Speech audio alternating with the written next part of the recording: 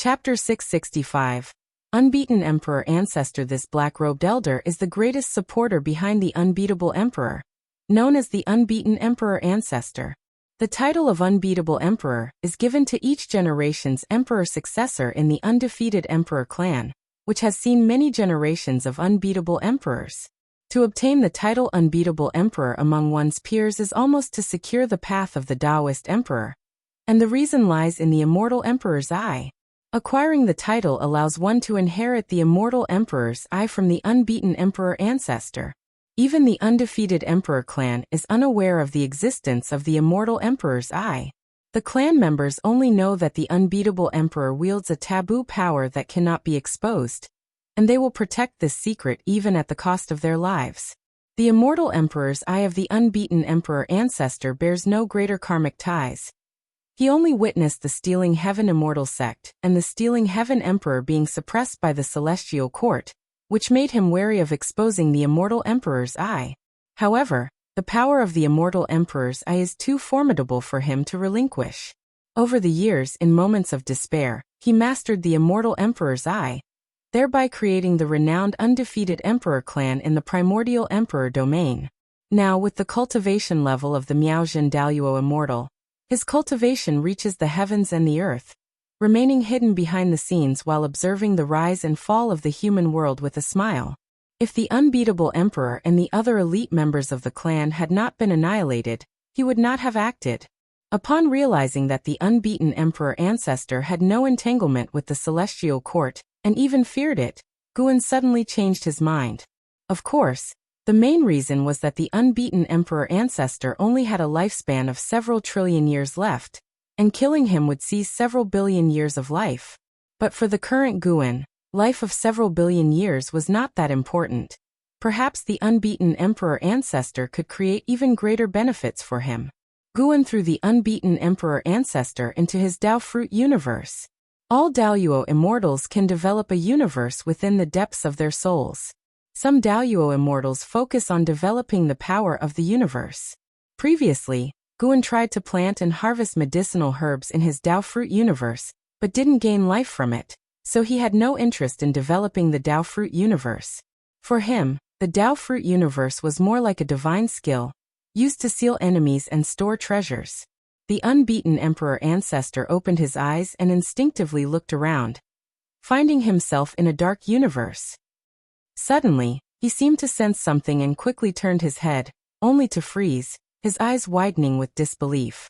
A pair of golden red eyes stared at him in the darkness, and in front of these eyes, the unbeaten emperor ancestor felt an urge to submit. "Who are you?"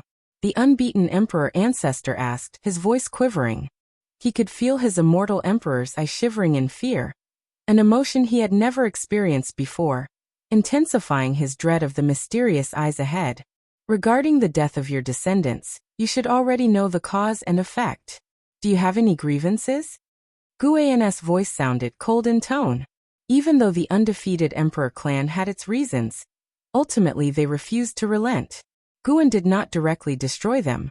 He advised first, and when they refused to heed, they had to face demise. The unbeaten emperor ancestor took a deep breath and said, "The strong vanquish the weak. What grievances could there be? I came because I did not recognize your strength surpassed mine. Before I die, I still wish to ask clearly, who exactly are you? Are these eyes of yours the immortal emperor's eye?" Since the fall of the Stealing Heaven emperor, he had never seen another pair of immortal emperor's eyes, leading to many speculations about Guan's identity. He even suspected Guan might be the Stealing Heaven emperor. "You guessed wrong. I have no connection with the Stealing Heaven emperor. Indeed, my eyes are the immortal emperor's eye. You should be able to sense that, even as both possessors of the immortal emperor's eye, the difference between us is significant, unrelated to cultivation level." Guan's voice resonated, rendering the unbeaten emperor ancestor silent, filled with a strong sense of defeat. "Do you hate the celestial court?" Guan's inquiry awakened distant memories for the unbeaten emperor ancestor. His immortal emperor's eye suddenly appeared, and he gritted his teeth, saying, "Yes, at this point, I have nothing to hide. The celestial gods of the celestial court killed my wife and children. This vendetta, I will never forget for eternity.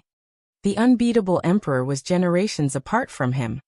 He held little affection for him, more of a familial duty to continue the lineage. But his wife and children were different. Even after such a long time, he could hardly suppress his hatred when he thought of them. Sar the Novelier. NET website on Google to access chapters of novels early and in the highest quality. The immortal emperor's eye of the stealing heaven emperor instigated fear in the celestial court. And when the celestial gods descended, unable to capture the stealing heaven emperor, the victorious stealing heaven emperor, filled with fighting spirit, even led the stealing heaven immortal sect to actively confront the celestial court, invoking the might of the court for suppression. In that battle, the primordial emperor domain was affected, leading to the tragic deaths of countless innocent beings, including the wife and children of the unbeaten emperor ancestor. His hatred stemmed from the fact that his wife and children were not casualties of battle, but were sacrificed entirely by a wounded celestial god who needed chi blood from his entire city, while he happened to be outside the city and escaped, witnessing his wife and children's souls consumed by the celestial god. During Gu An's soul search, he couldn't clearly see the heavenly court's immortal gods, but he could perceive the situation at the time, albeit the immortal gods appeared vague. Now the celestial court's immortal gods were always plotting against him. Even when the celestial spirit god suggested the strategy to ascend to immortality through meritorious deeds, he continued to guard against the celestial court. The undefeated emperor clan was a power that could be drawn in. His absolute void eye had absolute suppression over the immortal emperor's eye, so he did not fear betrayal from the unbeaten emperor ancestor. Swear your allegiance to me, and this causality shall be settled. Both of us being wielders of the immortal emperor's eye, we belong to the same camp. At least we will not be accepted by the celestial court, only suppressed by it. Gu An's voice sounded, and the unbeaten emperor ancestor wasn't surprised. When he saw the eyes of the other, he knew the person was not a celestial god of the celestial court. If he refused, he wouldn't just die. The entire emperor clan might face annihilation too. He had worked hard for many years and didn't want his efforts to go to waste now. In his eyes, the undefeated emperor clan was merely his weapon for revenge against the celestial court. However, the weapon wasn't strong enough yet. He needed to bide his time. Guan, aware of his hatred and plans for the emperor clan, sought to subjugate him. I can make your immortal emperor's eye stronger. Upon hearing Gu An's words, the unbeaten emperor ancestor's pupils shrank, and he immediately knelt, solemnly saying, "Greetings, my lord." Subduing the unbeaten emperor ancestor was merely a side chapter. After assigning him some tasks, Guan let him go, continuing his peaceful life. Since the return of Yuan Songzi, Zhao Rushan began contemplating reaching the level of Taoist emperor.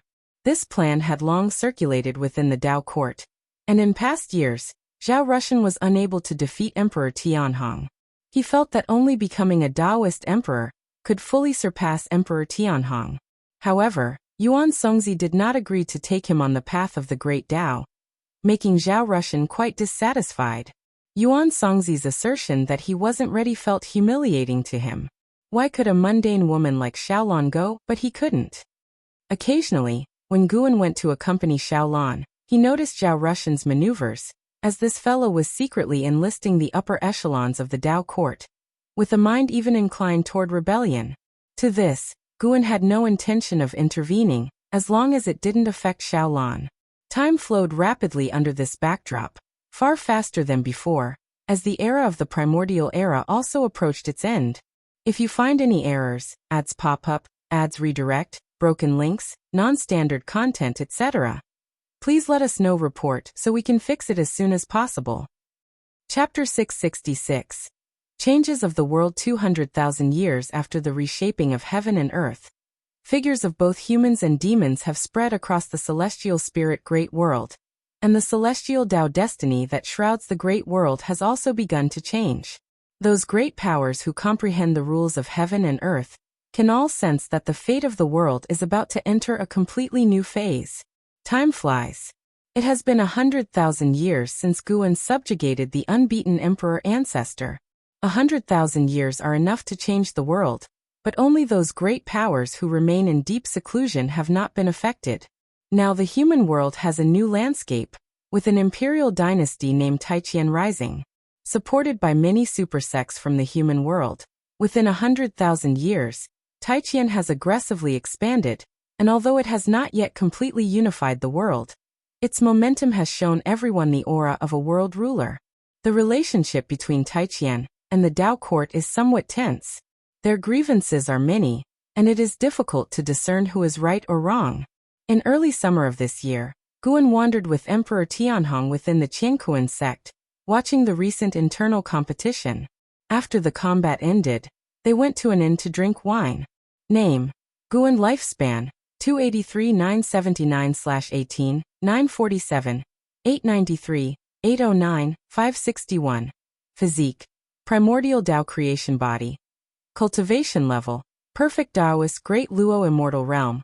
Without much fighting and killing, the increase in lifespan isn't very fast, but fortunately it's steady. Guan is quite satisfied with this pace of increase. For the next million years, there will be no catastrophe in the celestial spirit great world, so his days will be very peaceful. He has achieved the cultivation level of the perfect Taoist Great Luo Immortal Realm, and he can now consider factors beyond the cosmos in his future predictions. His foresight includes the influence of the 3,000 great worlds on the celestial spirit great world, a prediction ability far surpassing before. However, there are still unknown causes and effects he cannot factor in. Tianhao has already left the celestial spirit great world, and it is challenging for larger causes and effects to descend upon the celestial spirit great world again. While pouring wine for Guan, Emperor Tianhong curiously asked, "Master, recently a lot of mysterious talents have appeared in the Qiankuan sect. Might this be your handiwork?" Guan replied, "I Ching Shan constantly begged me, so I had no choice but to recommend a batch of talents. This batch of talents is not simple. They are from the undefeated Emperor clan, and would be considered top-tier talents even in the primordial Emperor domain. Coming to the celestial spirit great world, none are inferior to Zhao Rushan."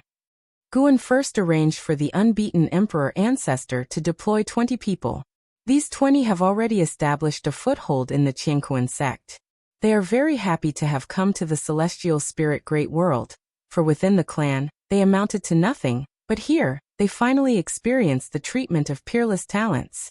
The most important thing is that it's the arrangement of the ancestor.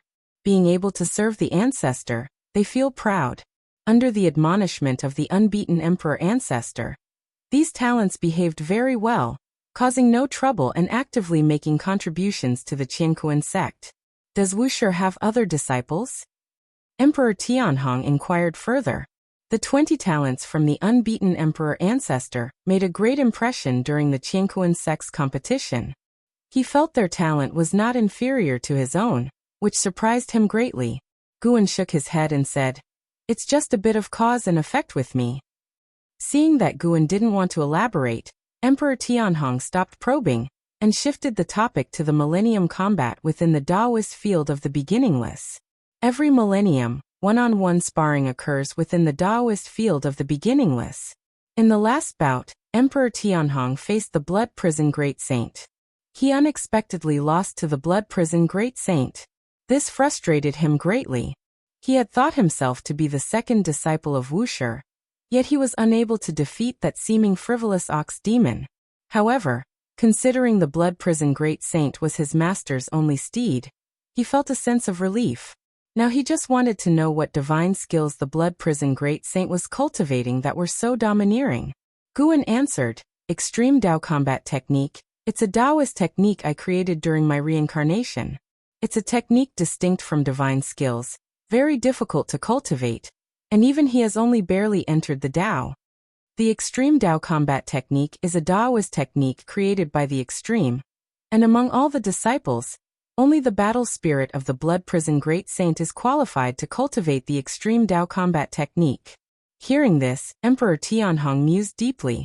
He found that his master had many inheritances, and each disciple cultivated different paths, with no repetition, so he dared not ask his master to teach him the Extreme Dao combat technique.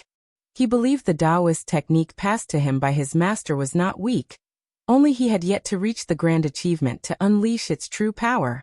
After this internal competition ends, do me a favor by going down the mountain to Taichian, find someone and teach him the method of cultivating immortality, and give him a new name, Tai. Guan looked at the street outside the window and said softly. As he spoke, he handed Emperor Tianhong a jade pendant, which would guide Emperor Tianhong to find that person. Emperor Tianhong took the jade pendant and asked, "To what extent should I teach him, and do I need to bring him back?" Guan replied, "It's up to you, at least ensure he has the power to defend himself. There's no need to bring him back, nor should you take him as a disciple or reveal the name of Wusher." This instruction made Emperor Tianhong even more interested in that person. The internal competition of the Qiankuan sect will last several months, as the sect's establishment is vast, with many talented disciples participating. The final 30 winners will go to the Dao court together to compete in the Magic Battle Conference, which symbolizes the highest talent in the world. The Millennial Heavenly Pride Magic Battle Conference is regarded as the most premier event between heaven and earth, and the rivalry of talents will bring unimaginable benefits to the sects backing them. It is truly a case of one person achieving Dao, elevating everything related to them. After the Qiankuan sect's competition ended, Emperor Tianhong set off. Guan, however, went to the hidden spirit palace under the sea. Chen Chuan's parents, Su Ling and Chen Luo, had long departed, and they joined Chen Chuan to develop the sword sect together. Without further curses, Guan naturally paid less attention to them. Even though Chen Chuan was Xiao Chuan's reincarnation, Guan had already given enough care to his parents, with no need to keep watching all the time. The hidden spirit palace was desolate, with arrays of medicine gardens planted in front of the palace. The distribution was simple, and the colors pieced together gave off a bizarre sense of beauty. The deep-sea dragon carp opened its eyes, and saw Guan harvesting medicinal herbs. It immediately stood up. Sar the Oval Fire. Net website on Google to access chapters of novels early and in the highest quality. Now it had the cultivation of a divine immortal of wondrous dharma. Its temperament had become more mature than before, yet in its simple white robe with long hair reaching the ground, it still exuded a feminine grace. Although it still had the appearance of a feminine grace outwardly, it already understood the difference between genders. After cultivating in the hidden spirit palace for more than 200,000 years, it also harbored greater ambitions in its heart. "Master, when will you let me adopt a few disciples to relieve my boredom?" The deep-sea dragon carp came beside Guan, asking cautiously. Since Chen Luo and his spouse left, it felt lonely, often having no one to talk to. Guan ignored its sigh, knowing well what it was thinking, and said, "Once you reach the Zizai immortal realm, I will permit you to travel for 1,000 years to personally select and bring back 9 disciples." Zizai immortal? The deep-sea dragon carp's expression changed slightly, indicating it might take another 1,000,000 years.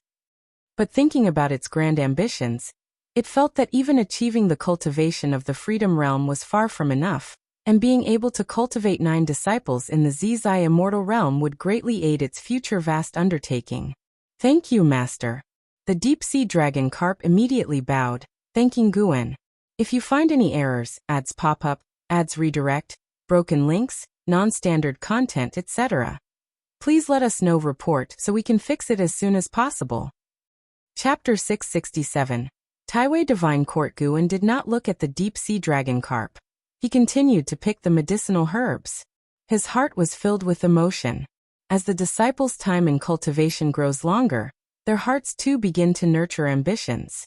This is quite normal, for cultivation is indeed pursued with some goal. Guan would not restrain the disciples for a lifetime. With his promise to the deep-sea dragon carp, the fate of the deep-sea dragon carp changed. Long in the future, he would unify the ocean demon clans of the celestial spirit great world, even transform into a dragon, establish the Dragon Palace, and would engage in an epic-changing battle with the immortal cultivation realm on the continent. Seeing scenes of the future, Guan did not think it was a bad thing. Such conflicts are the choice of heaven and earth. Without the deep-sea dragon carp, someone else would do it. He could not claim that all wars are absolutely evil. It is worth mentioning that when that great calamity comes, the deep-sea dragon carp will also face a Wushiji disciple, only that the two sides do not know each other. The deep-sea dragon carp did not know that Guan was peering into his future, and he meticulously followed Guan, narrating his recent cultivation confusions, which Guan addressed one by one. His upbringing of the deep-sea dragon carp was not inferior to that of the Wushiji disciple. After all, the deep-sea dragon carp had been independently managing the medicine garden of the hidden spirit palace with great merit. The deep-sea dragon carp was in the realm of the divine immortal of wondrous Dharma, while the disciples within the Taoist field of the beginningless had the lowest cultivation level also being in the divine immortal of wondrous Dharma realm. Among them an Exian and the blood prison great saint had already crossed into the Tao void profound immortal realm, reaching the divine thought true immortal realm. Although their strength could not yet be considered great, Guan was still satisfied with their growth speed. After all, not everyone could be as favored as him. Even the most exceptional talent requires a long time to accumulate cultivation. Under the magnificent blue sky, the mountains stretched continuously, with celestial giant trees rooted, towering over the surrounding majestic mountains, and there was more than one such tree. Beneath a giant tree, thousands of cultivators gathered together, and even with so many people together, the diameter of the occupied area was still far less than the width of the main trunk of the giant tree. Once the holy heaven reincarnation, and the former lord of the heavenly spirit great heaven and earth holy court, Zhu Shi stood among the crowd, listening to the person speaking at the front. The divine court is domineering, controlling the life and death of all living beings under heaven, and the cycle of reincarnation is at their command. The land upon which all beings dwell is divided by them. Those expelled by the divine court must leave the Taiwei Great World. But outside the Taiwei Great World lies a dark forbidden zone, with countless evil demons and ghosts lurking, waiting to swallow living spirits. We, imprisoned here, have nothing to await but exile. Zhu Shi, wearing a blue and white form-fitting robe, with her hair tied casually, exuded a demeanor of a chivalrous lady from the martial world. Listening to the speech, her thoughts drifted away, a wry smile appearing on her face. She was originally venturing in another great world. Having awakened her origin divine soul, she was already a profound yuan-free immortal, having re-established her own sect. Due to sectarian struggles, she was jointly targeted by the local major sections. In the midst of chaotic fighting, she deployed a secret technique, shattered the void, and escaped into the chaotic stream of the great Tao. Upon awakening again, she found herself in the Taiwei Great World. Just as she was about to acquaint herself with the new world, a group of cultivators descended from the sky, declaring her an outsider adventurer who must be detained, and thus she ended up here. This little world is the detention ground of the divine court, housing countless living beings, even those far exceeding her cultivation, and quite a few at that. She wandered this place aimlessly until someone recruited her, inquiring if she wished to escape to safety. Having ventured through numerous worlds, Zhu Shi deeply understood that one's fate must be grasped in their own hands, and could not sit idly by waiting for doom. And thus she came along, surrounding thousands, with the lowest cultivation level being the Zizai immortal realm, and the speaker's Tao practice being deep and unmeasurable, reminiscent of the type of adversary she faced when departing the celestial spirit great world. Even if my master were here, his Tao practice might still not be as profound as his. How terrifying a level of cultivation to be suppressed by the divine court. How formidable must this divine court be? Zhu Shi pondered alarmed, and thinking of her master made her feel a bit desolate. Parting for over 200,000 years, she could not find her way back to the celestial spirit great world, and felt as though she might never return in this lifetime. Only after leaving the celestial spirit great world did she realize how magnificent the great Tao was. Because of this, her heart embraced even grander aspirations. She wanted to restore the holy court, to elevate it to an existence surpassing the 3,000 great worlds. For now, she had to find a way to escape this place. The more perilous the situation, the more she felt she could encounter great fortunes. This Taiwei great world surely harbors great fortunes beyond her imagination. Search * The Oval Fire. @ website on Google to access chapters of novels early and in the highest quality. Do you suppose what his cultivation level might be? A voice suddenly reached Zhu Zai's ears. causing her to turn her head. A handsome man came beside her, his face smiling, in stark contrast to the grave expressions on the faces of those around. How high? Zhu Xi inquired. The handsome man smiled and said, he is an innate golden immortal, above the heaven-encompassing free immortal. Zhu's eyes pupils suddenly dilated. In the previous great world, she had heard of the legends of innate golden immortals, and she never expected to encounter one in a place like this. The handsome man continued, in this place, there are dozens of innate golden immortals.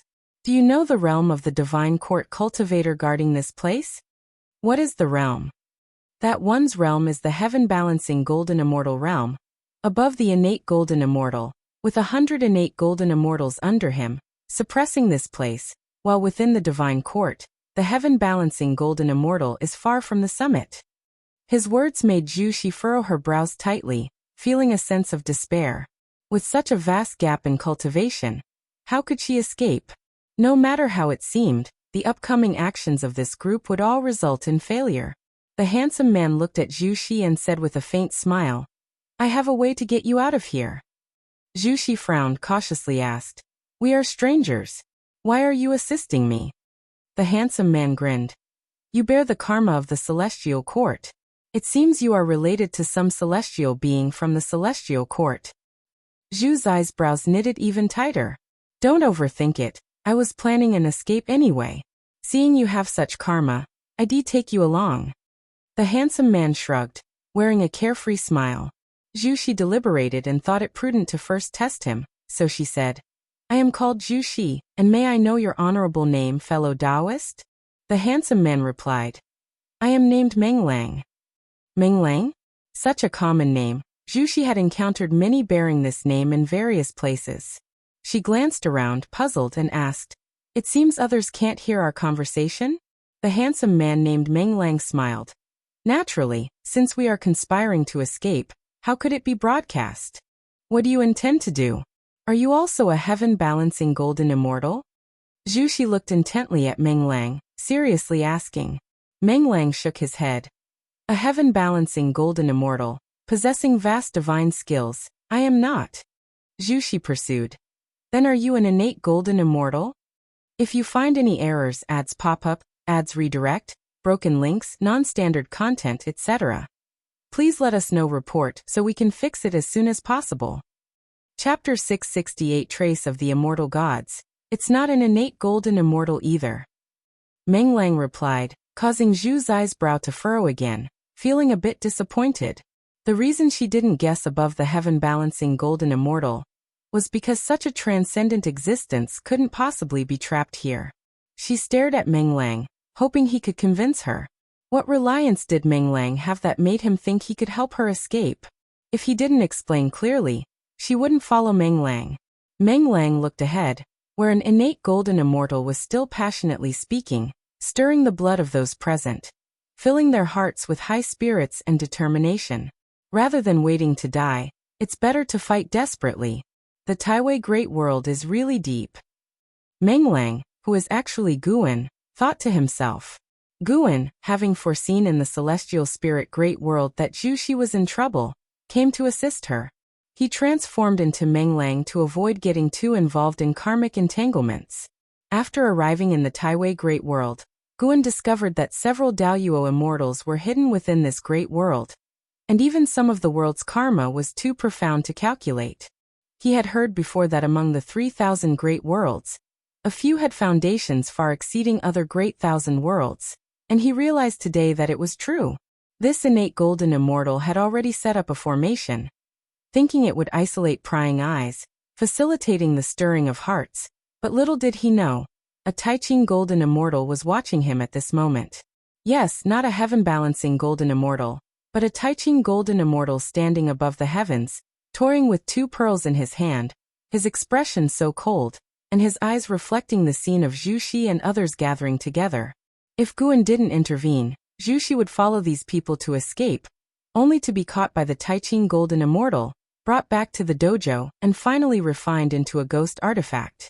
Moreover, Guan felt the presence of an immortal god in the depths of the divine court in the Taiwei Great World, stronger than the Tai immortal monarch, forcing him to speculate about the relationship between the Taiwei Divine Court and the Celestial Court. If you don't make it clear, I can't go with you. Who exactly are you? And what backing do you have to help me? Zhu Zai's voice interrupted Guan's thoughts.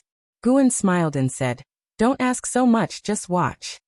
Zhu Shi frowned upon hearing this. Just as she was about to say more, the speaking innate golden immortal suddenly burst forth with a strong momentum, drawing her attention. "Everyone, once the escape plan is confirmed, it should not be delayed. We can kill our way out right now. I will open up a tunnel, but it's uncertain where this tunnel will lead. Most likely, it will lead inside the Divine Court, and we'll have to improvise afterward," the innate golden immortal said while casting spells, drawing circles with his hands, and a black hole appeared in front of him, rapidly expanding, surrounded by intertwining time-space lightning, its darkness making one shiver, appearing so terrifying. Once the black hole stabilized, he entered it first, followed closely by others. Some hesitated, but seeing those ahead entering, they gritted their teeth and followed. Zhu Shi was about to ask Guan, only to see Guan follow too. This made her feel absurd. Was this person's plan to follow these people? Then what was the meaning of everything he said before? Without him, she would have followed too.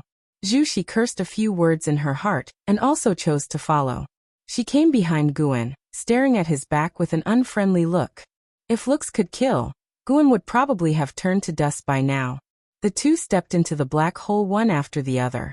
As soon as they entered the black hole, Zhu Zai's vision was swallowed by darkness, and even her divine sense couldn't see, but fortunately, she could feel the surge of spiritual energy, and she could also hear Guan's footsteps ahead. "Is this your plan? Without you, I would have followed him," Zhu Shi said through gritted teeth, her tone very displeased. Guan's voice followed. "The real trouble starts after we get out. Without me, you will undoubtedly die." These words left Zhu Shi uncertain and apprehensive. She could only hold her confusion in check and remain vigilant. She didn't completely trust the leading innate golden immortal either, just had no choice but to follow under such desperation. They moved quickly, and Zhu Shi clearly felt the spiritual energy along the way growing richer. This indicated they were getting closer to the exit. Zhu Shi grew more nervous, beginning to imagine what they might encounter after escaping. A while later, light finally appeared ahead, and Zhu Shi heard the voices of the people around her, most of whom felt pleasantly surprised, not expecting to truly escape that suppressed place. As the light in front grew brighter, Zhu Shi gradually saw Guan's back. For some reason, she felt a sense of déjà vu, as if she had seen this person's back somewhere before. Soon, she followed Guan into a bright light, her divine sense instantly recovered. She sensed the people ahead stopping all at once, and she also halted her steps. She opened her eyes and looked ahead, her face instantly freezing. Not just her, the other escaping individuals also looked forward in disbelief.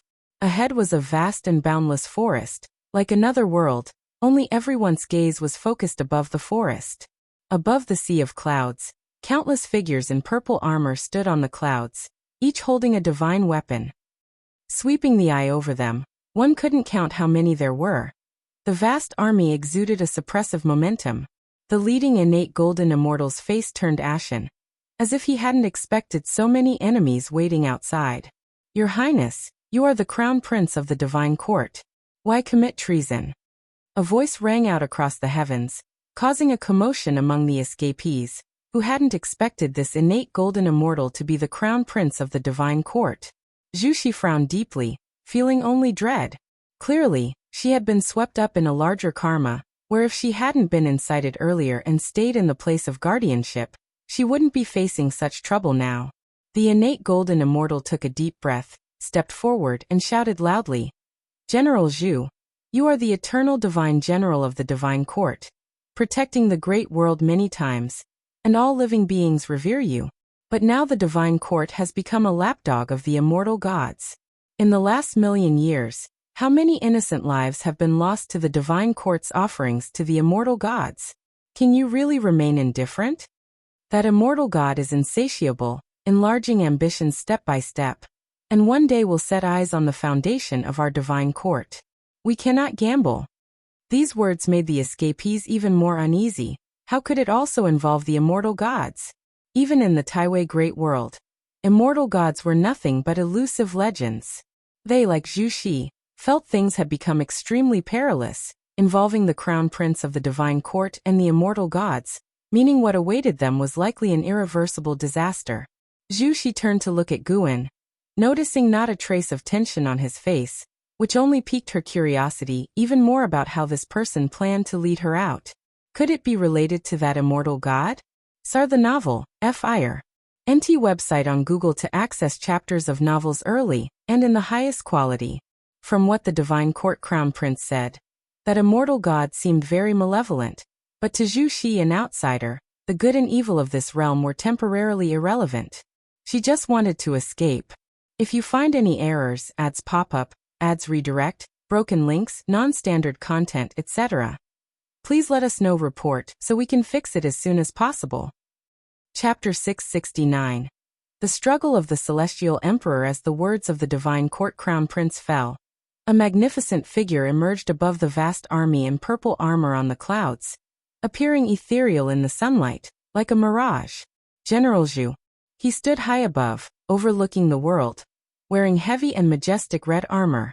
His face was solemn, and his brows resembled two flames. His long hair coiled beneath the divine crown, and 7 giant swords radiating different divine lights hovered behind him in a fan shape, as if 7 divine powers stood behind him. Before General Zhu, Zhu Xi and the escapees felt a deep sense of awe. Some couldn't withstand the pressure and fell to their knees directly. General Zhu's right hand was half raised, playing with 2 beads in his palm, like 2 stars squeezing together, shaking the soul. Crown Prince, how dare you slander the immortal gods and question the divine court? If His Majesty knew this, imagine his heartbreak. General Zhu's voice rang out, and as his words ended, a vertical eye suddenly opened on his forehead, shooting a terrifying red beam at incredible speed down from the sky. Everything happened too quickly, so fast that the divine court crown prince had no time to react. Boom! The red light struck the divine court crown prince, and the dreadful impact blew the escapees away. Some attempted to flee, but the tunnel created by the divine court crown prince had vanished. Just as the escapees tried to leap up, an unimaginable pressure pinned them down, forcing them to their knees. Howling winds, scattered debris, and forests were swept away, resembling the arrival of the apocalypse. Zhu Xi was pushed to her knees, struggling to lift her head, her pupils trembling in fear. Such terrifying suppression. She couldn't imagine how terrifying it would be if the opponent went all out. The red light dissipated in front, leaving only a white skeleton of the divine court crown prince, trembling precariously, eventually collapsing on the ground. This scene filled the thousands of other escapees with despair.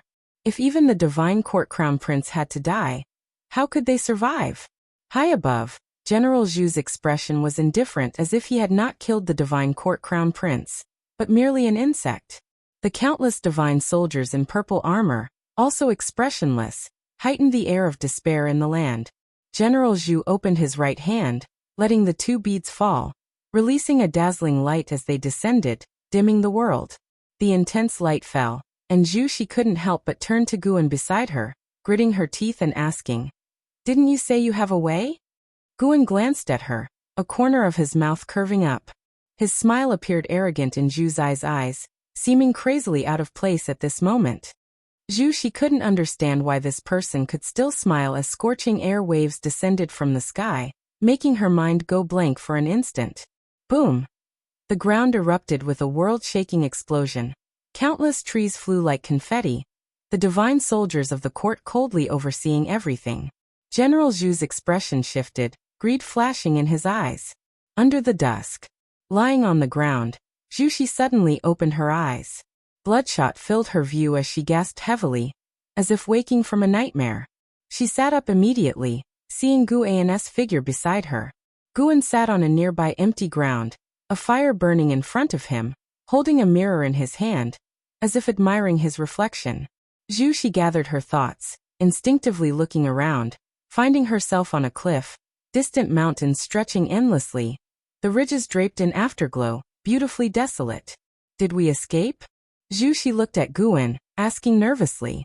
Guan gazed at the 7-star mirror in his hand, saying, "Yes, we escaped, but we're still in the Taiwei Great World."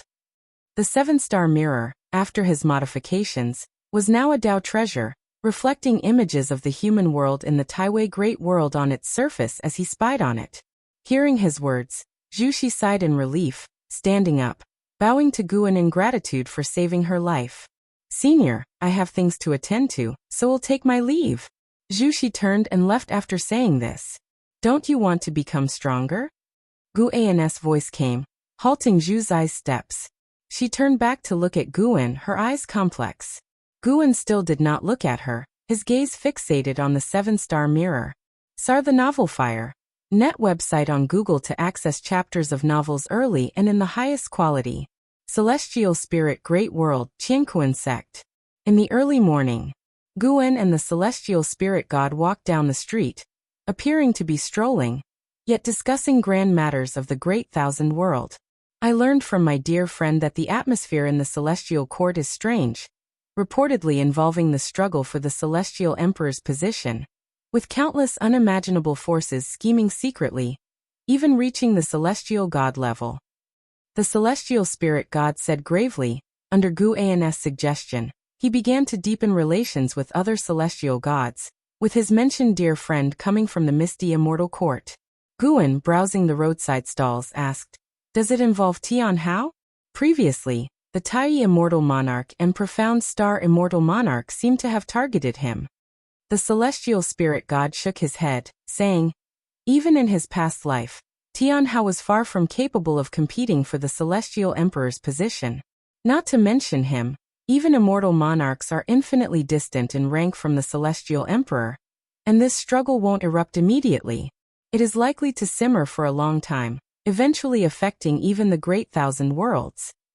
Though not very knowledgeable about the Celestial Court, he knew what the Celestial Emperor symbolized. It was the highest position and power, representing the strongest of the heavenly Tao. "Speaking of which, I discovered an immortal god in the Taiwei Great World, he with the divine court." Guan recounted his experiences in the Taiwei Great World, 100 years since rescuing Zhu Shi, now accompanied by his avatar. Besides spying on the human world through the 7-star mirror, he occasionally wandered the human world in the Taiwei Great World. The divine court continually recruited divine disciples everywhere, with mortal recruits being severed from family ties forever. Some families received compensation, while others were forcibly enlisted. Guan saw these divine disciples being sent into a gigantic pill furnace, which was concocting some elixir, yet unfinished to this day. This was probably what the immortal god sought, with the divine court offering tributes for 1,000,000 years. In those 1,000,000 years, countless mortal spirits had been sacrificed to the pill furnace, yet no elixir had emerged, piquing his curiosity about the pill's origins. He also shared this with the Celestial Spirit God, hoping for an explanation. The Celestial Spirit God frowned, saying, "Using living spirits for alchemy isn't unheard of, but I don't know what specific elixir that immortal god is concocting. Yet for it to remain incomplete for so long, it's probably related to the struggle for the Celestial Emperor. The Taiwei Great World is among the top in the 3,000 Great Worlds. I suspect other Great Thousand Worlds are also doing the same." He didn't condemn the immortal god's actions, instead feeling more worried. He understood the style of the immortal gods. Immortal gods would indulge evil, yet not leave traces. This meant the Taiwei Great World was doomed to destruction. If such situations arise in many Great Thousand Worlds, eventually, the 3,000 Great Worlds might be destroyed, and the Celestial Court will recreate the 3,000 Great Worlds. The Celestial Spirit God's face was extraordinarily grave, his words altering the look in Guan's eyes. "If you find any errors, ads pop up, ads redirect, broken links, non-standard content, etc., please let us know. Report so we can fix it as soon as possible."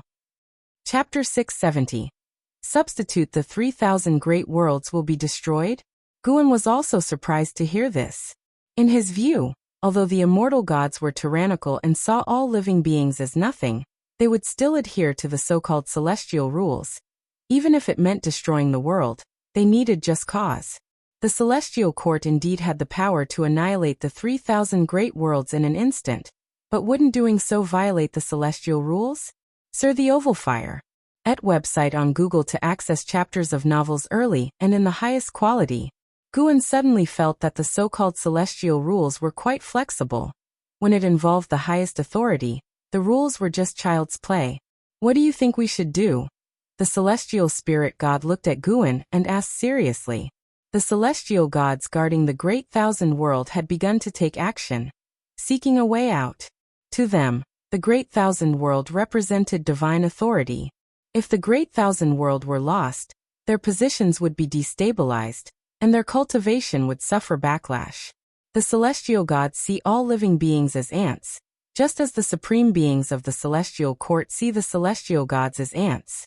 Guan stopped walking, glanced at a few spirit beasts squatting in front of a street stall, and replied, "Let things take their natural course. Before anything happens, the only thing you can do is cultivate diligently." The celestial spirit god had no choice but to give up after hearing this.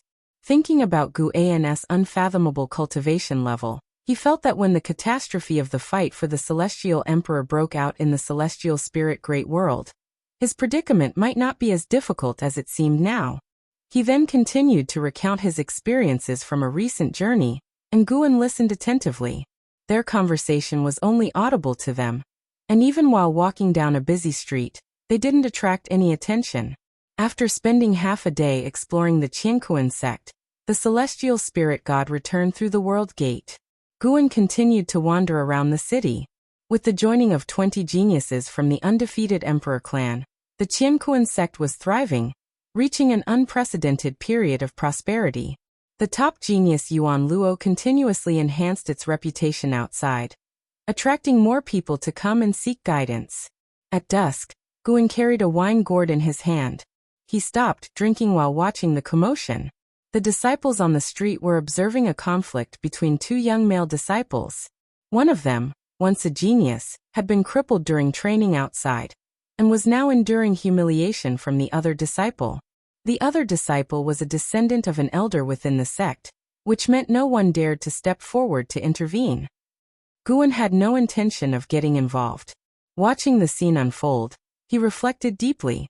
For the disciples of the Qiankuan sect, the sect represented the whole martial world. For the people of the world, the heavens were vast and boundless, unaware that the Great Thousand World was as insignificant as dust to certain beings.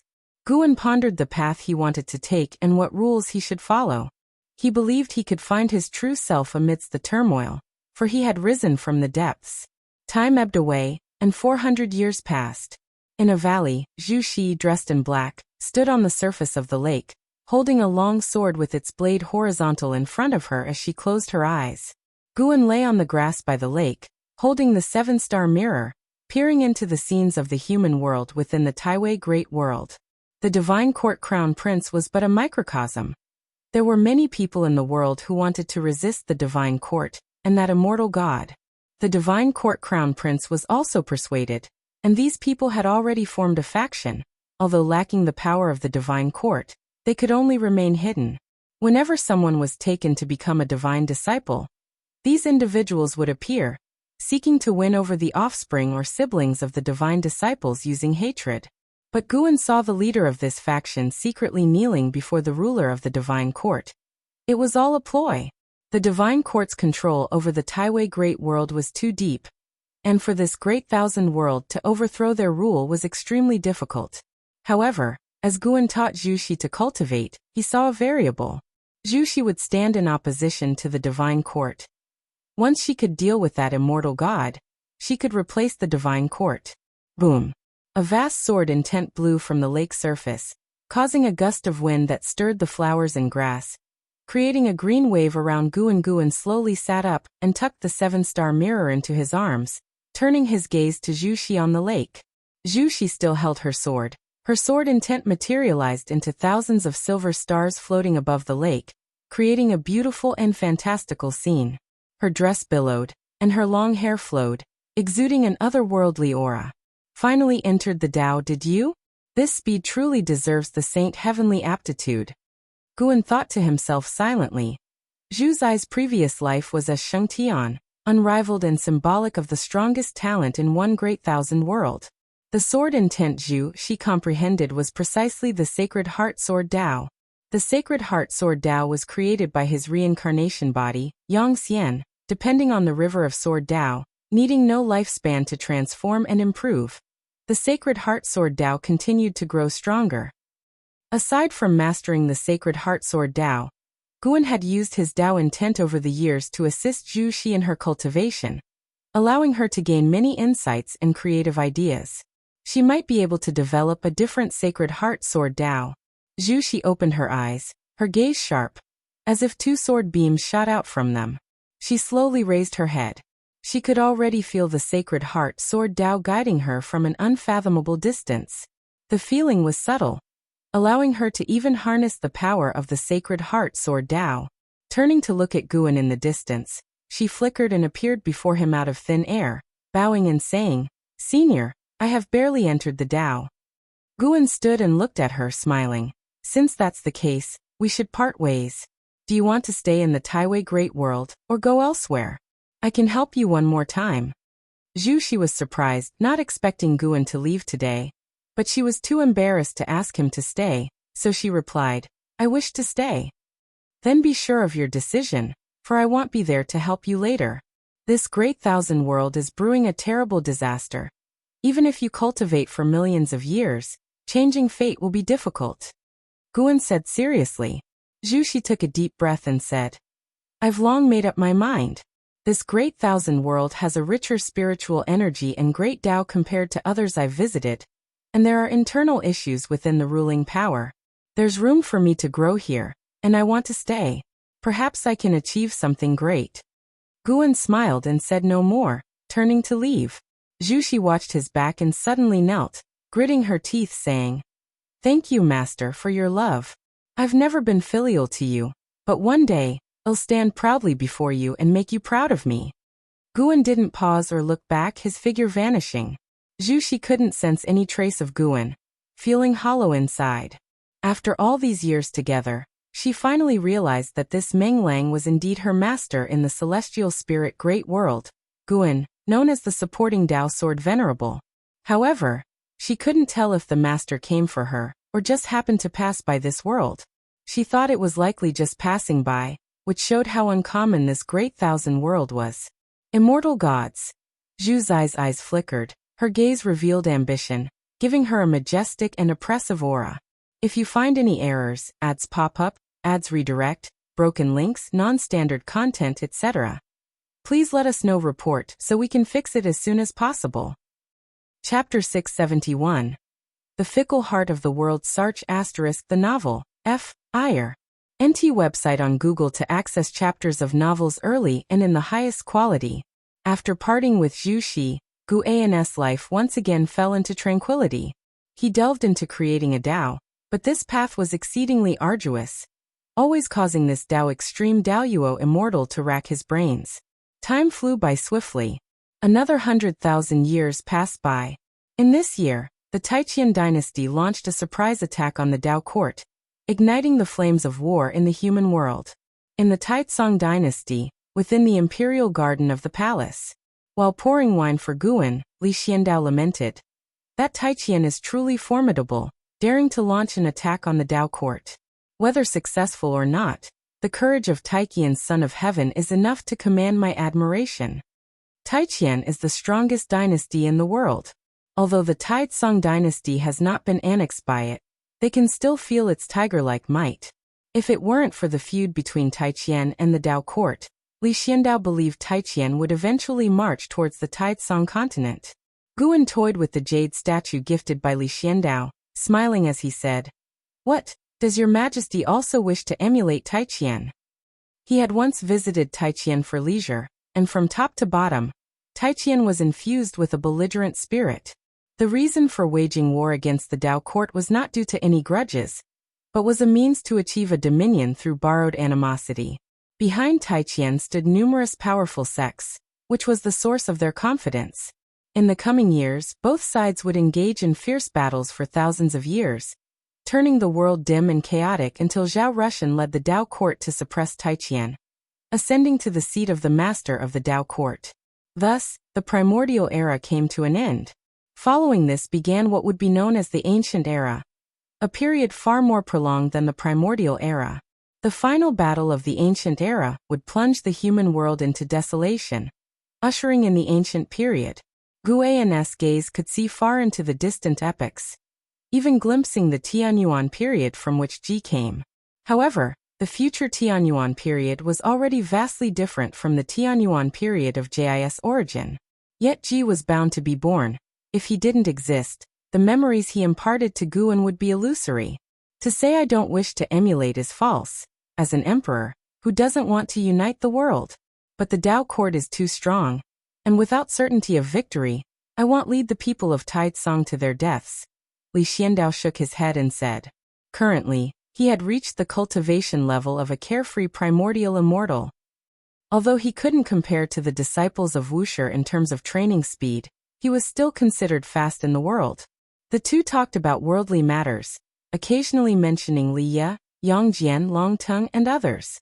Nowadays, the person Li Xiandao valued most wasn't Yang Jian or the prince, but Long Teng.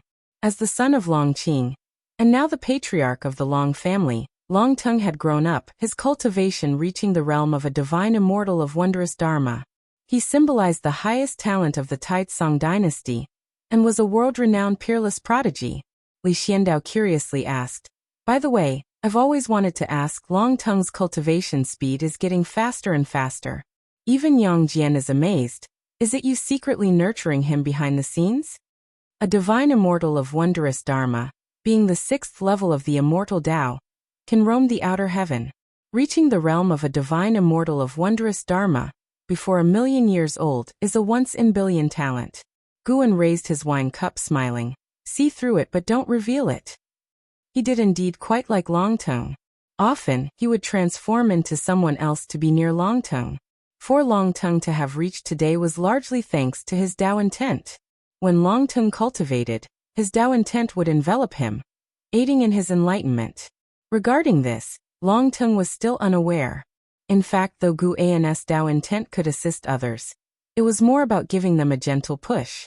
If Long Teng had extremely mediocre comprehension, even if he used Tao intent daily to assist, he wouldn't have nurtured him to his current achievements. Li Xiandao, upon hearing this, grew even happier and started inviting for more wine. The two drank for a full 2 hours before Guan finally took his leave. Watching Guan's departing figure, Li Xiandao couldn't help but ask, Guan, how much longer can such days last? 100,000 years to him was extremely long, especially since he was an emperor, facing far more partings than ordinary people. He had even seen off many descendants, with the court's ministers changing batch after batch. Only when facing Guan would his heart calm down, feeling that some things could not be erased by time. The most heartless place is the house of royalty, and Li Xiandao had thoroughly become a lonely soul. Guan raised the jade statue in his hand, saying, until you grow weary of it. Watching him suddenly disappear, Li Xiandao couldn't help but shake his head and smile, softly murmuring to himself, how could I ever grow weary? His expression gradually became complex. He didn't stand up, continuing to sit at the wine table, lost in thought. After leaving the Taizong dynasty, Guan appeared above the sea of clouds, strolling forward. The human heart is ever-changing ultimately. Guan sighed. As for Li Zuando's life, he did not wish to interfere too much. Li Xiandao had been emperor for too long. When the expansion of the Taizong dynasty halted, internal conflicts would break out. He had once executed rebellious royal family members, which increasingly distanced him from the royal family. Meanwhile, Li Ye and Li Lingtian had long roamed the world, never returning. When Guan didn't find him, he would always stay in the bedchamber or the imperial study, either cultivating or reading. Not only Li Xiandao, but other old friends also faced life's predicaments, which were more mental than situational. The path of immortal cultivation is long. When one cannot break through year after year, the fighting spirit weakens, and the thoughts become chaotic. Ambitions and emotions intertwined were as complex and uncontrollable as hearts in the mortal world. Even for them, Guan occasionally felt restless, particularly when his path of creating a Tao was not going smoothly. For this reason, Guan liked to travel across the world, visiting major sects and imperial dynasties. The diverse beings always helped to quickly calm his Dao heart. The reason for finding Li Xiandao to drink today was because his path of creating a Dao finally showed progress, and he was in high spirits, seeking a friend to drink with. Liya was busy with carefree vendettas, making it difficult for Guan to find him, so he could only find his father. When Guan met Li Xiandao, he was still very weak. Thus, when he saw Li Xiandao, he could remember the lost feeling of weakness, a sentiment that couldn't be provided by friends made after becoming strong. Soon, Guan disappeared above the sea of clouds. He arrived at Xiaolan's grotto heaven, switching with his avatar. Xiaolan was about to emerge from seclusion. Since returning from the path of the Great Tao, her cultivation growth had slowed. Even after being in seclusion for 100,000 years, there was no hope of a breakthrough, which made her heart quite agitated. Brother Gu. The voice arrived before the person. Guan, who was admiring the flowers and grass, was about to turn when Xiaolan pounced on him. Xiaolan, without a word, attempted to kiss him and strip his clothes. Although only the two of them were in the grotto heaven, such roughness was unprecedented for Guan. Several days later, Xiaolan stood up from the grass, tidied her clothes, looked into the distance and sighed. Brother Gu, I suddenly feel I'm not a true genius, as I'm starting to encounter bottlenecks too. Guan stood up with her, gazing at her profile and asked, how about we spar a bit? Xiaolan turned to look at him, and slightly shook her head. Brother Gu, I don't need to regain confidence by defeating you. Even if I beat you many times, my Dao practice would not grow because of it, Xiaolan said, a nostalgic look crossing her face. If battling powerful enemies on the path of the Great Tao, when the fight ended, the Dao spiritual qi would surge in her, allowing her to rapidly increase her cultivation level in a short time. That feeling was truly wonderful, and she still yearned for it. Who said I want to lose to you? Gu An's voice interrupted Xiaolan's thoughts, causing her to meet his gaze. Xiaolan was stunned. It was the first time she had seen Gu An's expression so serious. She pouted slightly. What, do you want me to go easy on you? Guan stared at her, whispering, even if you give it your all, you can't possibly beat me. If you find any errors, ads pop up, ads redirect, broken links, non-standard content, etc., please let us know. Report so we can fix it as soon as possible. Chapter 672 Primordial Tao Emperor. Seeing that Guan didn't seem to be joking, Xiaolan felt puzzled, but she had her own pride and didn't want to concede just yet. Sar the novel, F.I.R. NT website on Google to access chapters of novels early and in the highest quality. Then let's do it. Xiaolan raised her hand and beckoned to Guan with the demeanor of a master. The corners of Gu An's mouth turned up. With a gentle shift of his right foot, the entire world suddenly changed. The celestial vault turned dim, the flowers and grass on the ground vanished, and an endless wilderness appeared beneath their feet. This sudden change in environment caused Xiaolan's face to change drastically. She looked around, feeling that everything around her didn't seem like an illusion. What is going on? She turned to look at Guan and cautiously asked, are you really my brother Gu? Guan laughed. Laner, think carefully. Are you really sure about my origins? Since you became sensible, I have been at the Xiao Manor. Before coming to the Xiao Manor, did you know who I was? Who are you? As she listened to Guan, the uneasiness in Xiaolan's heart disappeared. As long as Guan was still him, she wouldn't be afraid. Guan drew out the Cyan Hong sword, gripping the sword scabbard, and said, first show me your full strength. A gleam flashed in Xiaolan's eyes, and her figure flickered. Boom! Xiaolan appeared out of thin air in front of Guan, holding the white spirit sword. The sword's tip was only 10 centimeters from Gu An's shoulder. The ground beneath them shattered, countless debris flew up, as if the world couldn't withstand the pressure and was collapsing. Yet, this mere 10 centimeters, Xiaolan was unable to advance any further. Her pupils suddenly dilated, not expecting Guan to be so formidable. Guan, holding the sword scabbard of the Cyan Hong sword, pushed forward. Xiaolan felt an overwhelming force like a tidal wave crush towards her, and she uncontrollably was pushed far away, disappearing at the world's end like a sharp arrow. Along the way, Xiaolan shattered dozens of massive mountains, leaving a long trail of dust and rock floating in the air, an especially magnificent sight. Xiaolon quickly emerged from the swirling dust, not looking the least bit disheveled. Around her was visible qi force, her eyes filled with fear as she looked in Gu An's direction. At that moment, she had a terrifying feeling as if facing death. The earth and mountains quaked violently, raising a dust storm that covered the sky. Amidst the vast dust waves was a figure rapidly ascending. Unmistakably, Guan Xiaolon could feel Guan's gaze. She no longer cared why Guan was so powerful. She immediately raised her sword, and soared intense sword to the sky, sword shadows appearing around her, rapidly increasing and expanding their range. In the blink of an eye, the sword shadows covered thousands of miles around. An endless sea of sword shadows rose along with Xiaolan's sword, resembling a cluster of stars heading toward the cosmos. The sword qi formed tails like the rise of auroras, splendid to the extreme.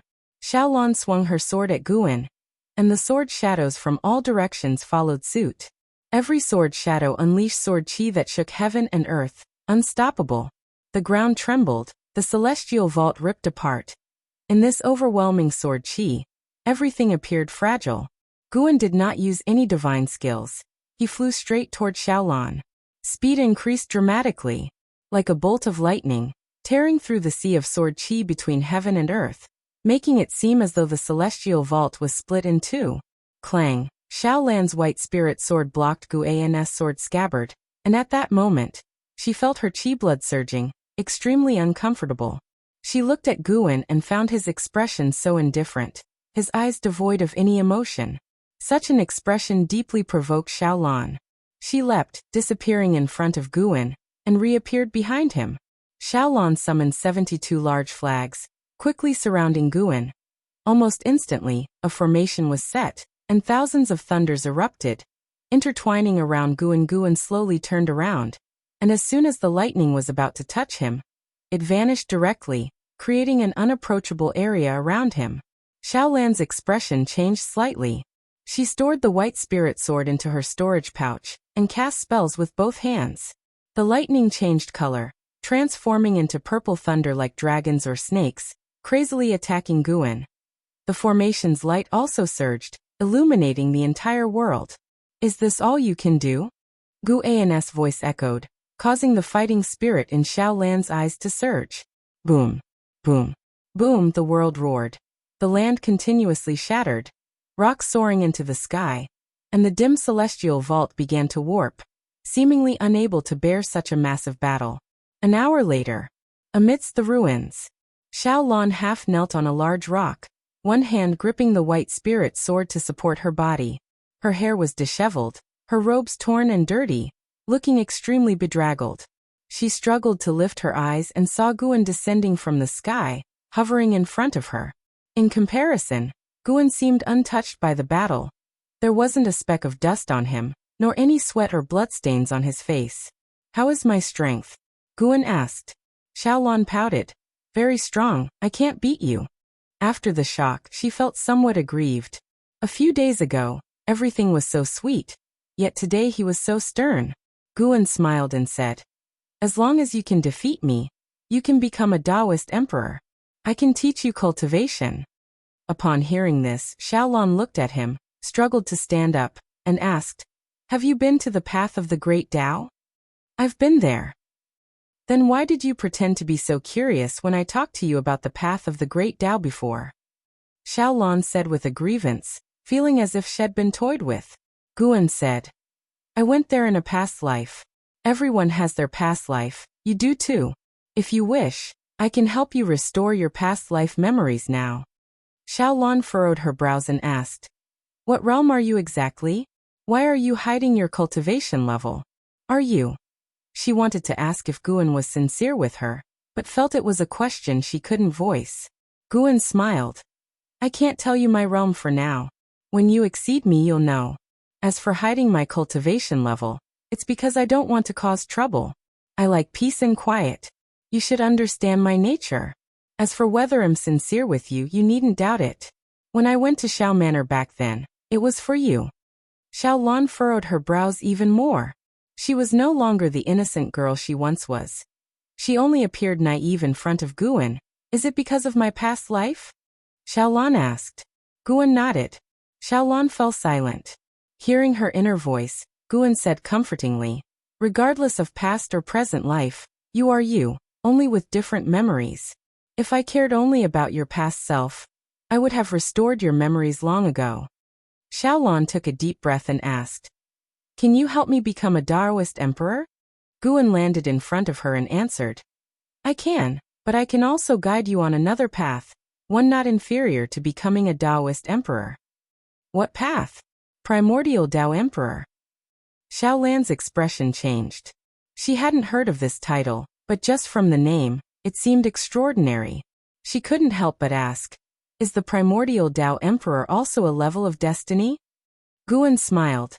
That's right, the path to becoming a Primordial Tao Emperor is different from the Emperor Road. It is not through killing, but through comprehension. If you find any errors, ads pop up, ads redirect, broken links, non-standard content, etc., please let us know report so we can fix it as soon as possible. Chapter 673. The Legend of the Emperor of Eternal Life. If I become the Primordial Tao Emperor, can I defeat the Taoist Emperor? Xiaolan asked the question she was most concerned about. In the years of roaming on the path of the Great Tao, she had witnessed too many prodigies, all of whom were merely competitors of the Taoist Emperor. She couldn't imagine how truly powerful the Taoist Emperor was. Guan replied, whether it's the Taoist Emperor or the Primordial Tao Emperor, it's just a boost of destiny. None is absolutely stronger, but becoming the Primordial Tao Emperor, your future will be limitless.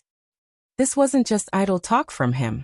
The Primordial Tao Emperor was a path he had forged, and he could use his power to grow infinitely stronger. Sooner or later, the Primordial Tao Emperor would surpass the Taoist Emperor.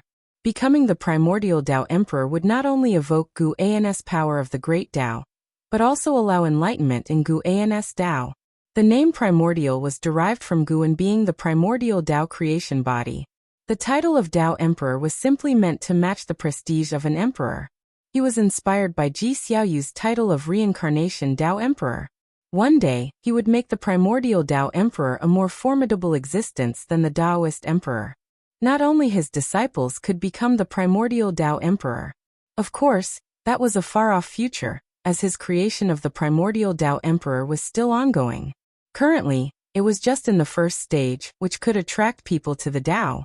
Xiaolan pondered for a moment and said, anyway, you won't harm me. I'm willing to become the Primordial Tao Emperor. Teach me. Guan smiled, waved his right hand, and Xiaolan's injuries instantly healed.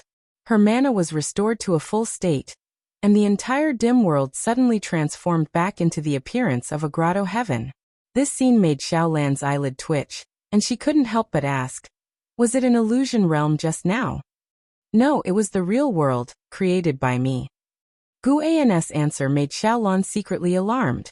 What level of realm was required to achieve such a degree? Sit down. Guan lifted his robe and sat down, gesturing for Xiaolan to sit as well. Once Xiaolan sat down, Guan began to teach directly. Sir, the Novel Fire. Net website on Google to access chapters of novels early and in the highest quality. The Taoist Emperor requires fighting and devouring great Tao destinies on the Emperor Road of the Great Tao. The final victor can become the Taoist Emperor. For the Primordial Tao Emperor to rival the Taoist Emperor, it must also have an accumulation process. Guan did not intend to let the Tao seekers slaughter each other like raising poisonous creatures. He thought of his lifespan holograms, lifespan reincarnation, and the innate reincarnation skill. He planned to have the cultivators pursuing the Primordial Tao Emperor gain enlightenment in reincarnation. Not a personal reincarnation, but a projection of will into reincarnation. It would exist in reality but would ultimately be annihilated. It wouldn't disturb the Great Tao but could absorb its true essence. With this direction, he could better perfect it going forward. Xiaolan soon became engrossed in Gu An's teachings. The grotto heaven remained calm, with a serene beauty undisturbed by time. In the misty immortal court, within a vast golden hall, hundreds of youthful cultivators gathered, and Tian Hao was among them. Many surrounded him, chatting, resembling stars arching around the moon. I finally got the qualification to compete for the Taoist emperor. In a million years it'll be our turn. Time is pressing. Tianhao is truly remarkable. He hasn't even surpassed attaining the free immortal of Taoist song. Yet he has the qualification to compete for the Taoist emperor. I heard that the ancestor values him highly. Don't be overly joyful. The road to the Taoist emperor is arduous. We might end up killing each other. The disciples of the misty immortal court in the hall discussed matters of the Taoist emperor. Tianhao remained silent, recalling the words of the elder who announced the Taoist emperor matter. He always felt that the elder was watching him with ill intent.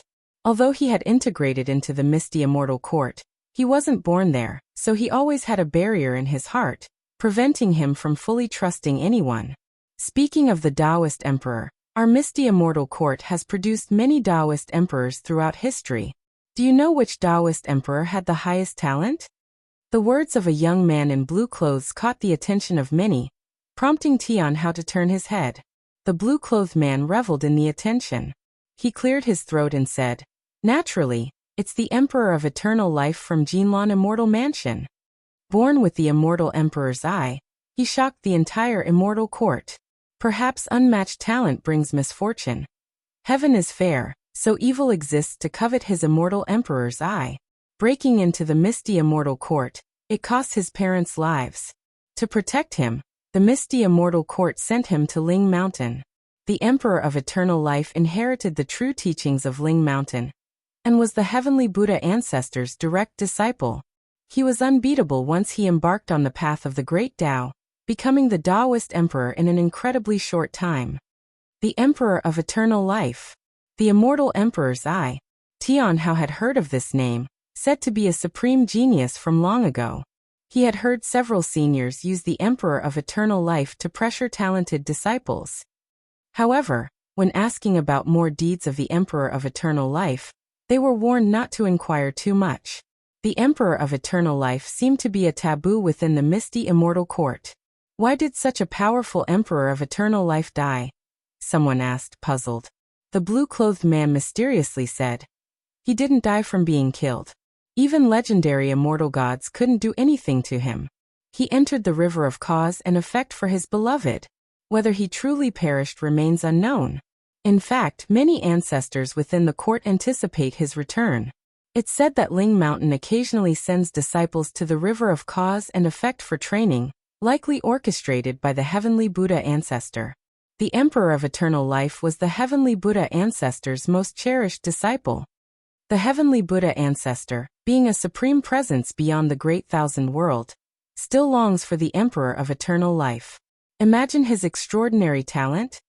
At these words, the surrounding disciples nodded in agreement, beginning to fantasize about the Emperor of Eternal Life. Even Tianhao couldn't help but wonder about the elegance of the Emperor of Eternal Life. "Wait, how do you know so much?" a female disciple suddenly asked, prompting everyone to look at the blue-clothed man with odd expressions. Those who knew the blue-clothed man felt even more puzzled. The blue-clothed man maintained a smile, though it became increasingly eerie.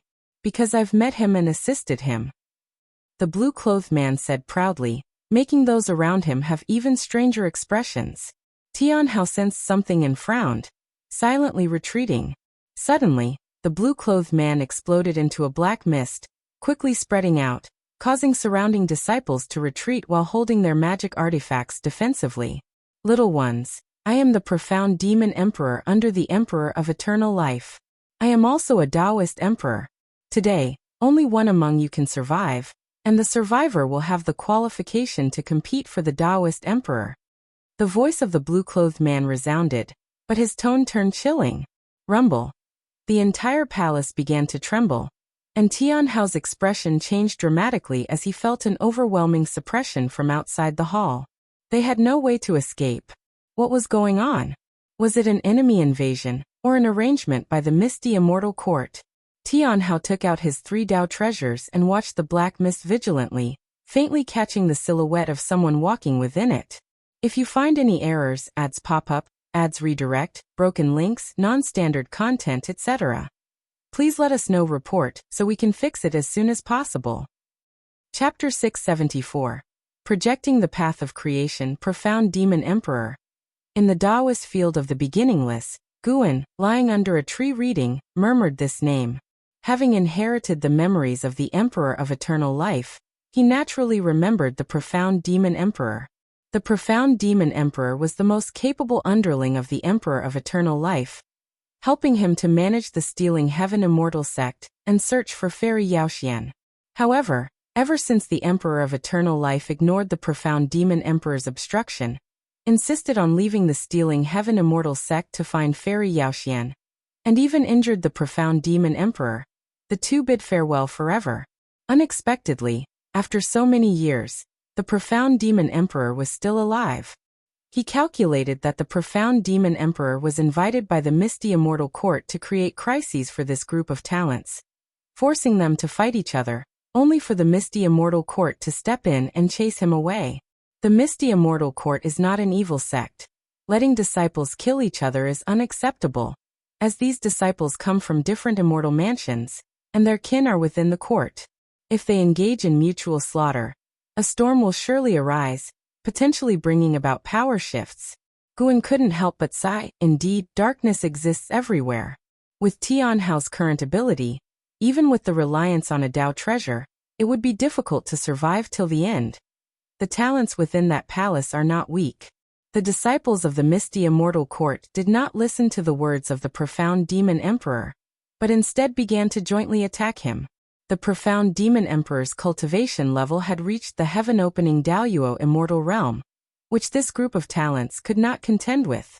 Soon, all the talented disciples were suppressed. The profound demon emperor unleashed his divine skills, isolating time and space, so even if 1,000 or 10,000 years passed here, only a few breaths' time would pass outside, plunging the disciples of the misty immortal court into despair. Eventually, someone couldn't contain themselves and began attacking their fellow disciples. Once someone took the lead, the slaughter naturally erupted. Tianhao did not actively participate in the slaughter, carefully avoiding other disciples, yet someone still sought him out. The misty immortal court seemed to receive some kind of stimulus, intensifying the cultivation of its disciples, wishing to nurture combat power more swiftly. The reason behind this, Guan couldn't compute.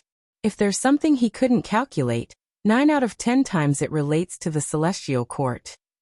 Though the misty immortal court isn't within the Great Thousand World, it's reasonable to speculate that it got involved due to the celestial emperor's struggle within the celestial court, as many immortal gods have emerged from the court. Guan had no intention of interfering. Though Tianhao wasn't the strongest, he was destined to survive. Because Tianhao was a reincarnation of the Son of Heaven, those of great power in the misty immortal court would remind the profound demon emperor. Indeed, as Tianhao was severely injured, the profound demon emperor intervened to send him away. This great battle persisted within the divine power illusion realm for quite some time. Yet in reality, it was but an instant. Seeing Tianhao unharmed, Guan then withdrew his gaze. He was not only reading but also condensing the fortune of the primordial Tao Emperor. To have the primordial Tao Emperor exist, one must create a truly existent fortune that cultivators could obtain and control. For this, he projected his lifespan 5 times to comprehend the path of Qi fortune. Sir the Nelfire. NT website on Google to access chapters of novels early and in the highest quality. Every projection of his lifespan would manifest his reincarnation body in the celestial spirit great world. Fortunately, these reincarnation bodies didn't leave a renowned legacy, but became a psychological shadow of defeat for some of the absolute geniuses of the era. Unforgettable for all eternity. Each lifespan projection required millions of years, and after using it 5 times, Guan's path of Qi fortune stepped into a brand new realm. Sure enough, things are easier with cheats. Guan thought to himself, after 5 lifespan projections, condensing the fortune of the primordial Tao Emperor was no longer difficult. This process not only advanced the cultivation of the primordial Tao Emperor, but also saw a growth in his own cultivation level. Guan continued to indulge in books and immerse himself in creating fortune. It wasn't until dusk fell that he stood up. He walked toward the peak where he lived, lifting his right hand. Streams of air circled his palm, supported by the wind, resembling water currents with a fiery sway. This was the fortune of the primordial Tao Emperor. Seemingly gentle, but actually imbued with the fierce strength of the path of power. Guan pondered repeatedly and decided to embed the characteristic of fierceness into the primordial Tao Emperor. The primordial Tao Emperor, renowned for mighty power. Just thinking about it was exhilarating. With a foundation of greater strength, the primordial Tao Emperor, cultivating different great Taos, could achieve various creations and directions. By the time Guan reached his courtyard, the fortune of the primordial Tao Emperor in his hand was solid, twisting like a dragon or serpent. Shenzhen, sitting in meditation in front of the artifact refining cauldron, turned to look. Guan then dispersed the fortune in his hand. "What was that thing in your hand just now?" Shenzhen curiously asked. Guan smiled. "Just a little spell. You've been sitting here for 1,000 years. Aren't you going out for a walk?" He deliberately leaked a trace of the primordial Tao Emperor's aura to Shenzhen, intending to lead her into the path in the future. Lately, Shenzhen encountered a bottleneck in comprehending the path of cause and effect, not even venturing into the mountains and rivers, but sitting in meditation in front of the artifact refining cauldron all day. She chose to sit here because there was a Tao treasure containing the path of cause and effect within the artifact refining cauldron. Don't tell me that appropriate relaxation aids enlightenment. I don't believe it anymore. Shenzhen glared at Guan, puffing her cheeks as she spoke. Guan indeed didn't dare say such things again. Having met with a bottleneck when creating the Tao before, the discomfort was indeed unbearable, thus he chose to open up a little. After chatting for a while, Guan returned to his house alone. Next, he prepared to contemplate where to place the path of proving the Tao for the primordial Tao Emperor. One couldn't always require coming before him to become the primordial Tao Emperor, that would limit its development too much. The Taoist emperor placing the Emperor Road on the path of the Great Tao was a fine guide. The path of the Great Tao, being the convergence point of the 3,000 Great Taos, had no rules, not even the celestial court couldn't control it, granting cultivators more freedom. He could also position the path of proving the Tao for the primordial Tao Emperor on the path of the Great Tao. Let's call it the primordial Emperor Road. Adding 2 more words to Emperor Road, making it more appealing. Guan didn't act immediately, choosing to continue projecting his lifespan. This time he intended to enhance the Great Tao of creation, to turn what shouldn't exist into reality, and have it exist for a long time. The Great Tao of creation was most crucial. No creation could be done without the Great Tao of creation. Once again projecting toward the 3,000 great worlds, Guan was already experienced, uninterested in the process, only waiting for the result. Snowflakes flew, covering the vast mountains and rivers of the Qiankuan sect. In a great hall, Yi Qingshan, Lin Chun, and other high-ranking leaders of the Qiankuan sect surrounded a remarkably handsome yellow-robed disciple. This person was Yuan Luo, the reincarnation of Chaos Grudge Luo. Today, Yuan Luo had proven himself as the world's foremost genius, also the pride of the Qiankuan sect. Did you gain anything from this visit to the Tsangming Profound Sea? Yi Qingshan asked with a stroked beard and a kind face. Having watched Yuan Luo grow up, Yi Qingshan felt Yuan Luo was his greatest pride in life. As for Tian Hao, he was, after all, from the beginningless, while Yuan Luo was entirely cultivated by the Qiankuan sect, unrelated to the beginningless. The others also smiled approvingly at Yuan Luo, becoming more and more satisfied with him. Hearing the hierarch's inquiry, Yuan Luo's face turned grim, and he said through gritted teeth, "I was defeated by someone whose cultivation wasn't even higher than mine." The hall fell silent with this statement. If you find any errors, ads pop up, ads redirect, broken links, non-standard content, etc., please let us know. Report so we can fix it as soon as possible. Chapter 675. All beings are equal, accepting disciples. How is that possible? Could you have been deceived? Even if they could defeat you, their cultivation level must be higher than yours. Could it be some elder monster in disguise? An elder frowned as he spoke, and his words gained the support of others. They all believed that Yuan Luo couldn't possibly lose to an opponent of the same realm. Yi Qingshan also frowned. He believed that Yuan Luo's judgment wouldn't be wrong. He could sense Yuan Luo's setback, And Yuan Luo had been traversing the world for many years, and had indeed lost to elder monsters before. Yuan Luo took a deep breath and said, I can confirm his cultivation level is not as high as mine, but I am unsure of his origins and do not know his name. The elder's consolation only made him feel worse. He was a proud person who disliked failure, but he disliked even more when others denied his failure. The high-ranking members of the Qiankuan sect listened in silence. Has another peerless prodigy emerged? They calmed down and thought it might not be impossible, especially with Taiqian and the Dao court currently at war, the destiny of heaven and earth evolving, and great powers declaring that the time for an era change in heaven and earth had arrived. In such a season, the birth of beings with greater talent might not be impossible. Moreover, given the boundless vastness of heaven and earth, the Qiankuan sect is but a drop in the ocean. If the Qiankuan sect can give rise to a talent like Yuan Luo, why can't more prosperous places give birth to even stronger talents? Yi Qingshan spoke. Don't overthink it. When next time, or perhaps, I could recommend you go to the beginning list for cultivation? Upon hearing this, Yuan Luo shook his head and said, I don't want to go. I just want to rely on myself, and I still have a long way to go. If I reach the end and see no hope, then I'll seek other paths. Yi Qingshan didn't insist, but he found it strange in his heart. Yuan Luo's resistance to the beginning list seemed excessive. Yet Yuan Luo had never spoken ill of the beginning list. Other elders began to encourage Yuan Luo, hoping he wouldn't be disheartened. Faced with everyone's concern, Yuan Luo accepted each one, appearing very humble. He was arrogant to outsiders, but his reputation within the sect had always been good.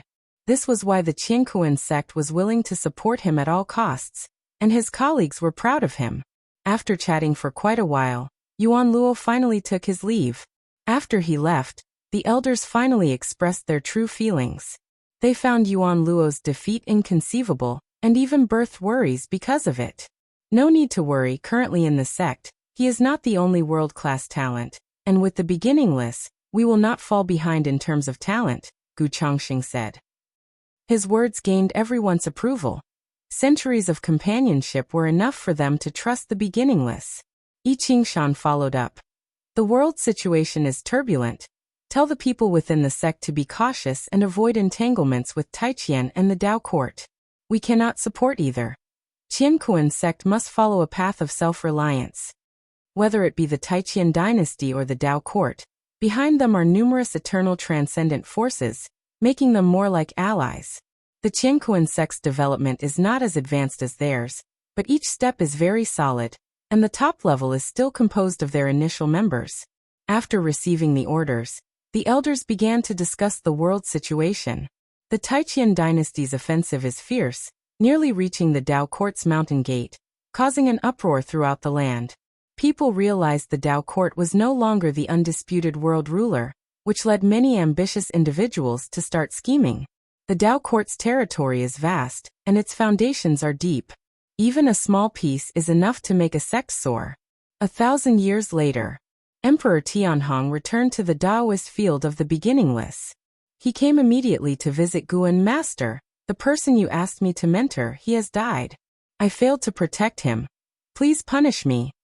Emperor Tianhong knelt behind Guan, his expression dejected.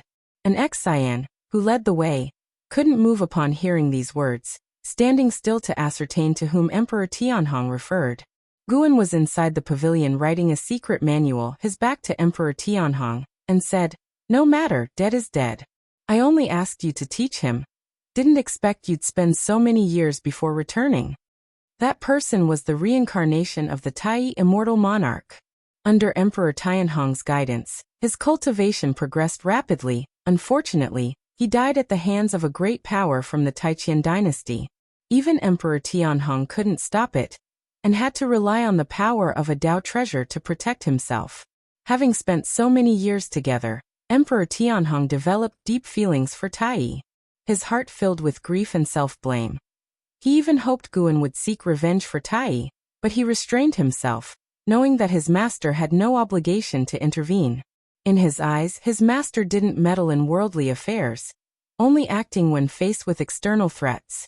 To the master, all living beings under heaven were of equal standing, and the master wouldn't favor anyone. Taiyi's death was ultimately a personal vendetta. He insisted on competing with talents from Taiqian for heavenly materials and earthly treasures, resulting in the intervention of the opponent's support. Emperor Tianhong also made a move, but the opponents were numerous, and he couldn't prevail. I didn't expect to mentor for so long and ultimately developed compassion. Emperor Tianhong sighed. Taiyi was his first disciple, and after spending so much time together, he inevitably became attached. Guan turned to look at him and said, "Cherish the feelings this experience brings you. As for Taiyi, he will reincarnate." "Really?" I clearly saw him utterly obliterated. Emperor Tianhong's eyes lit up as he asked excitedly. Guan smiled without speaking, leading Emperor Tianhong to speculate it was his doing, engendering feelings of gratitude within him. "Thank you, Master. Thank you, Master." Emperor Tianhong began to kowtow, exceedingly joyful. Guan looked at him with a silent sigh. Although he had awakened some memories of the immortal gods, he was still far from becoming a true immortal god. "Go and cultivate. As for Taiyi, I won't prevent you from encountering him again in the future, but you need not actively seek him now," Guan said. Hearing this, Emperor Tianhong felt even happier, hurriedly thanking Guan, then stood up, bowed to an Xian, and vanished from the spot. "Master, could that person called Taiyi really be the reincarnation of the Taiyi immortal monarch?" An Xian approached Guan and asked softly. "Yes, it's him." "Aren't you afraid they, as two immortal gods, might collude?" "Rest assured they won't," Guan answered casually, casting a satisfied glance at his writing. An Xian inquired, "Master, do you think I could also take a disciple? I haven't truly taken a disciple before, and want to experience being a master." "Don't worry, I won't go out. I'll choose a disciple from within the Qiankuan sect."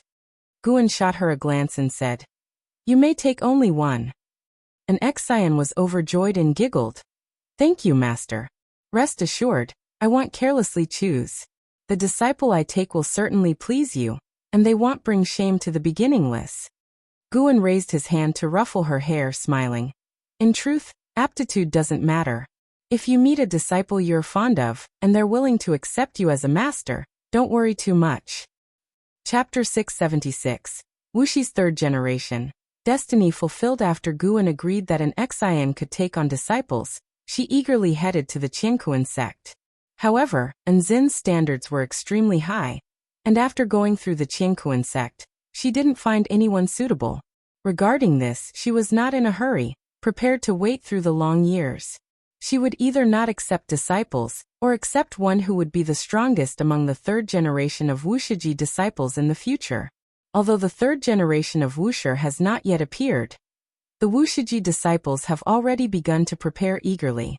The once-in millennium sparring already couldn't satisfy them, especially after the Blood Prison Great Saint and an Xian took the lead. Other disciples began to contemplate other ways to surpass them. Guan not only had strong personal strength, but also his ability to cultivate disciples was evident to all, and naturally, the disciples wanted to emulate him. Upon hearing that an Xian was allowed to take disciples, other disciples in the dojo also approached Guan, hoping to take on students. Currently, aside from an Xian, only Celestial Demon Child, Celestial Cyan, Tianbai, Blood Prison Great Saint, Ghost Mother of Ephemera, Emperor Tianhong, Shenzhen, and Jiangshi remained in the dojo. Chen Chuan, LV Xian, and Enxing Tian had not returned until now. They had already established sects outside, and could only occasionally come back to visit.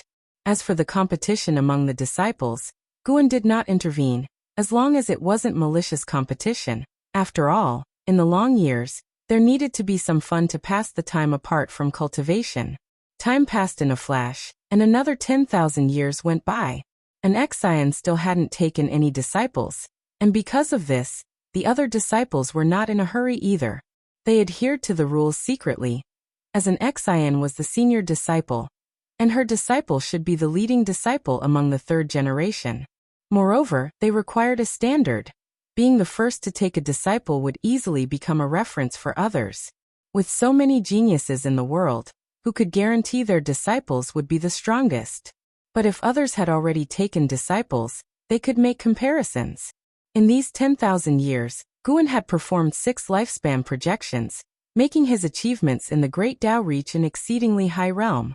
On this day, right after the Spring Festival, Guan came alone to the vast path of the Great Tao. The path of the Great Tao was vast and boundless, not in the form of a cosmic plane. It was lush and flourishing, with countless branches, each containing different Tao rules. The part of the path of the Great Tao he arrived at was considered the main trunk. The 3,000 Great Tao formed one vast Qi sea, within which were continents and meteors, with no visible signs of life. Looking towards the overseas part of the Great Tao, darkness made everything here seem small. This time, Guan came to pioneer the primordial Tao Emperor. He hovered in the void, above the Qi sea of the Great Tao, his heart eye capable of seeing incredibly far distances. He saw some people searching for treasure, some trapped in Tao dilemmas, some fighting for the Taoist emperor, and some facing life and death separations. Not only the human race and demon race but also many other races existed, some not even in the form of living beings, resembling souls or stars. All things fell into Guan's eyes. And even as a Tao extreme Daoyuo immortal, he felt the boundless creation. Those who could tread the path of the Great Tao had already become immortals, detached from the mundane world, each entwined with endless karma. As if a world became a speck of dust upon entering the path of the Great Tao, Guan's gaze turned to a farther place. The 3,000 great worlds lay under the path of the Great Tao, and the path of the Great Tao connected many mysterious planes, including the primordial Emperor Domain, misty Immortal Court, Ling Mountain among others. Upwards from the path of the Great Tao was chaos, and nothing could be seen, but Guan's divine sense could reach into it, which meant there were planes above. He just couldn't explore them yet. Sir the Novel Fire. Net website on Google to access chapters of novels early and in the highest quality. Guan withdrew his gaze and began to create the destiny of the primordial Tao Emperor. Creating destiny would not cause a great commotion. For the destiny of the primordial Tao Emperor to truly establish, it would take long years to develop. Rather than say he was creating destiny, he was in fact creating a kind of great Tao, allowing it to exist in the path of the Great Tao until discovered by cultivators. Notably, Yang Xian's Sacred Heart Sword Tao was also a kind of destiny. The Sacred Heart Sword Tao would persist with the River of Sword Tao, allowing cultivators to draw upon its power, just like a Taoist emperor and a primordial Tao emperor. It's just that Yang Xian's cultivation level wasn't strong enough. There's no denying that Yang Xian's comprehension was truly terrifying. Without using lifespan evolutions, he could reach this step, even though he wasn't stronger than the celestial spirit god. Before Guan entered the golden immortal Tao fruit realm, creating such a sword Tao was very difficult. But Yang Xian was him, and Yang Xian's greatness was his greatness too. As he complemented himself in his heart, he continued creating. His Tao intent formed streams of airflow around him. Before coming, he had already constructed the destiny structure of the primordial Tao Emperor. Now only the final step was needed for it to be born. Soon, these streams of airflow converged to form a gray mist studded with countless golden stars, still swirling around Guan. He raised his right hand and pointed in a direction, and the destiny of the primordial Tao Emperor surged that way.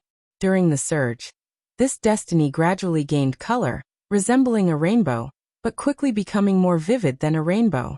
Guan watched as it drifted far away. Only after it merged into the great Tao destiny and disappeared without a trace did he vanish as well.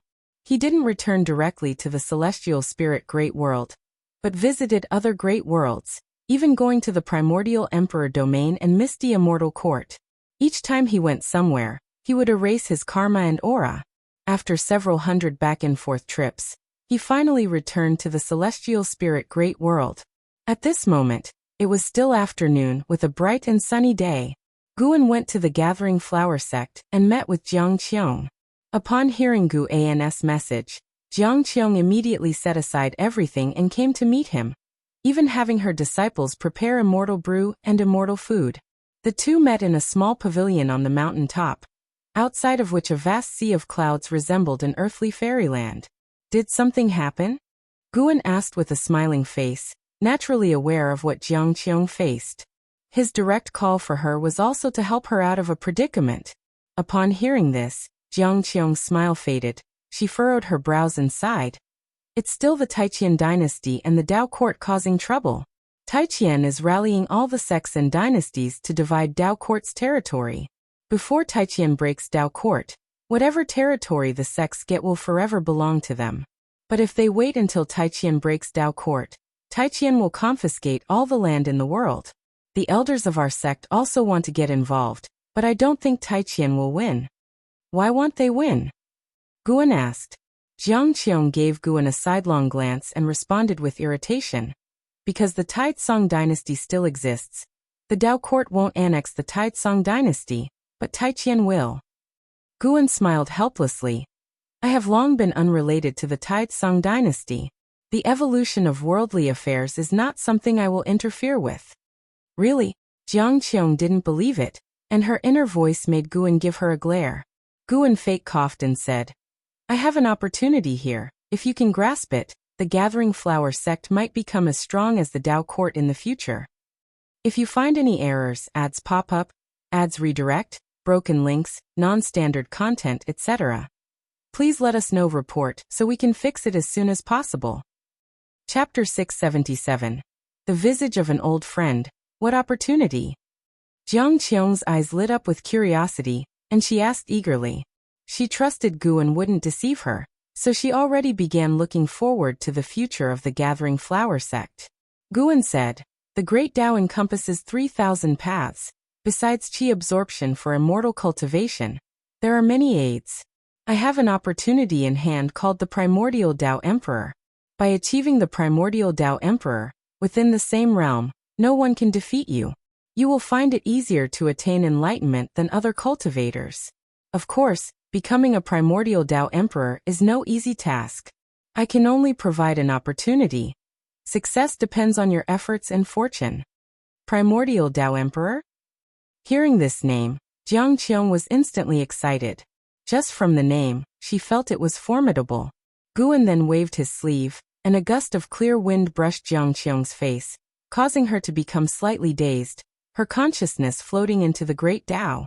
The initial opening of the Primordial Tao Emperor requires not only time but also Tao seekers. The more people comprehend it, the stronger it becomes. Destiny inherently needs to spread. Every living being carries the creation of the Great Tao, which they cannot perceive, but when they move toward a certain goal, the creation aligns with that target, forming an intangible, imperceptible destiny. The more beings pursuing the Primordial Tao Emperor, the faster its destiny grows. This process also aids Guan's Tao practice. Of course, he can also transmit his power to all cultivators through the Primordial Tao Emperor, complementing each other. While Jiang Qiong was immersed in the creation of the Primordial Tao Emperor, Guan began drinking wine. He decided to conceal the fact that the Primordial Tao Emperor was his own creation. Even his disciples wouldn't know the truth. Jiang Qiong was just the beginning. Guan would lead those he cared about into the Primordial Tao Emperor. Of course, if someone didn't want to become a Primordial Tao Emperor, he wouldn't force them. But he thought no one could refuse to become a Primordial Tao Emperor. Just like the attraction of the Taoist Emperor to the world, cultivators find it hard to refuse additional power to enhance themselves. Thus, in the years that followed, Guan transmitted the destiny of the Primordial Tao Emperor to his disciples, old friends, only saying that the Primordial Tao Emperor was a destiny rank different from the Taoist Emperor. Just as he anticipated, no one refused to become a Primordial Tao Emperor. When dealing with Li Ye and martial resolution, Guan didn't appear in person but allowed them to encounter the opportunity to become a Primordial Tao Emperor in a serendipitous manner. This made both extremely happy, thinking they had found the greatest opportunity in the world. Through the destiny of the Primordial Tao Emperor, they sensed the vastness of the Great Tao, even feeling their souls had transcended the Great Thousand World. To truly become a Primordial Tao Emperor, reaching the stage of soul projection is required, where the cultivators need to resonate with the Great Tao. That is a high level of achievement, a process in which Guan would not assist them. If the Primordial Tao Emperor were chosen by his will, it could never surpass the Taoist Emperor. On the path of the Great Tao, in a void space, a man in red with white hair was treading a sword, his features handsome and posture upright, like an immortal monarch wandering the void. His name was Fengxian, a heaven-encompassing free immortal. Suddenly, his face turned pale, and he couldn't help raising his hand to clutch his chest, showing a pained expression. Damn it, I survived the celestial spirit great world. And after merely tens of thousands of years, I am to die on the path of the great Tao? Heaven, you truly love to toy with me. Fengxian thought bitterly. Not long ago, he encountered two prodigies battling over the Taoist emperor. Because he stayed to watch, one of them secretly attacked him, cursed him with bad luck, and left him in great distress. He had just managed to become a heaven-encompassing free immortal. He also aimed to be a Taoist emperor. Yet before setting foot on the emperor road, he was about to die. His heart filled with confusion, he couldn't help but think of the battle between the battle court and the supporting Tao sword venerable back then. He thought he had great destiny for surviving under the supporting Tao sword venerable. Now it seems it was indeed just good luck. On the path of the great Tao, his talent wasn't extraordinary.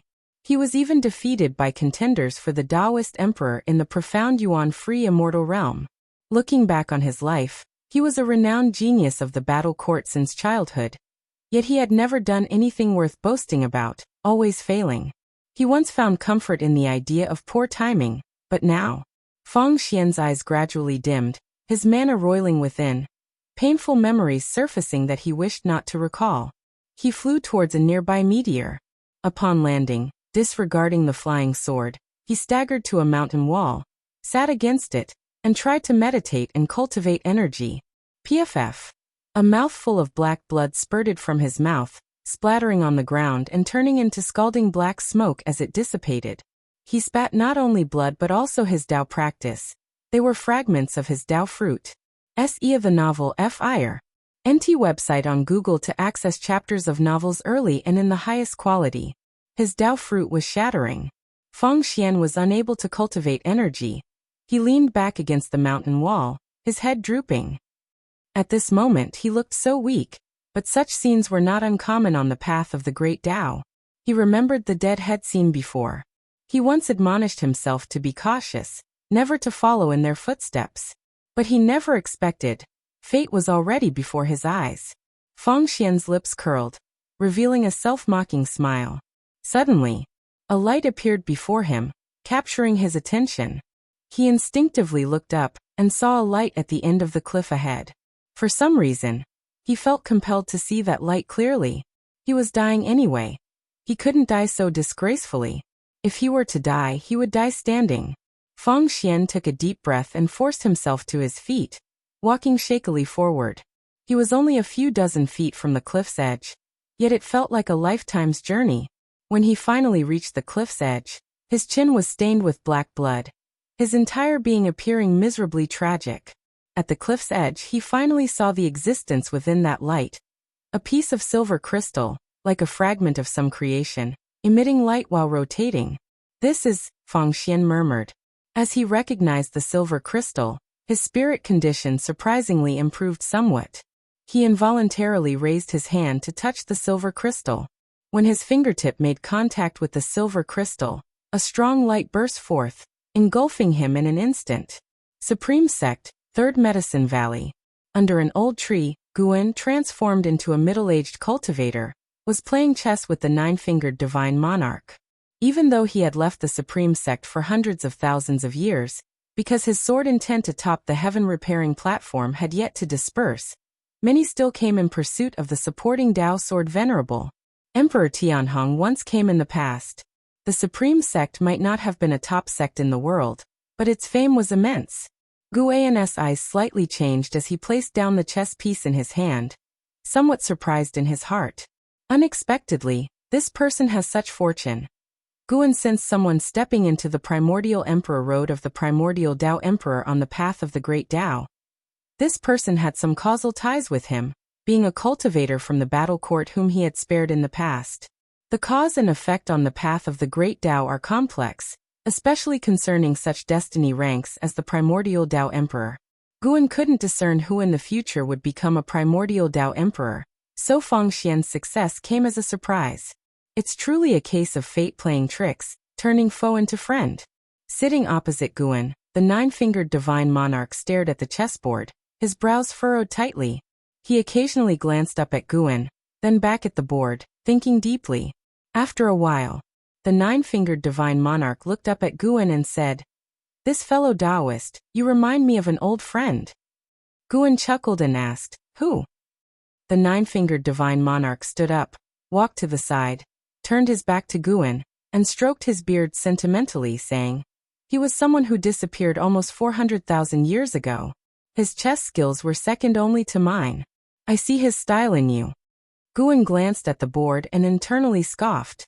Is he trying to take this chance to end the game? If you find any errors, ads pop up, ads redirect, broken links, non-standard content, etc., please let us know. Report so we can fix it as soon as possible. Chapter 678. The Rise of the Emperor. The nine-fingered divine monarch began recounting his past with Guan, leaving out Guan's name entirely, and altering many parts of the story. Guan sat in front of the chessboard, patiently listening to the nine-fingered divine monarch boast.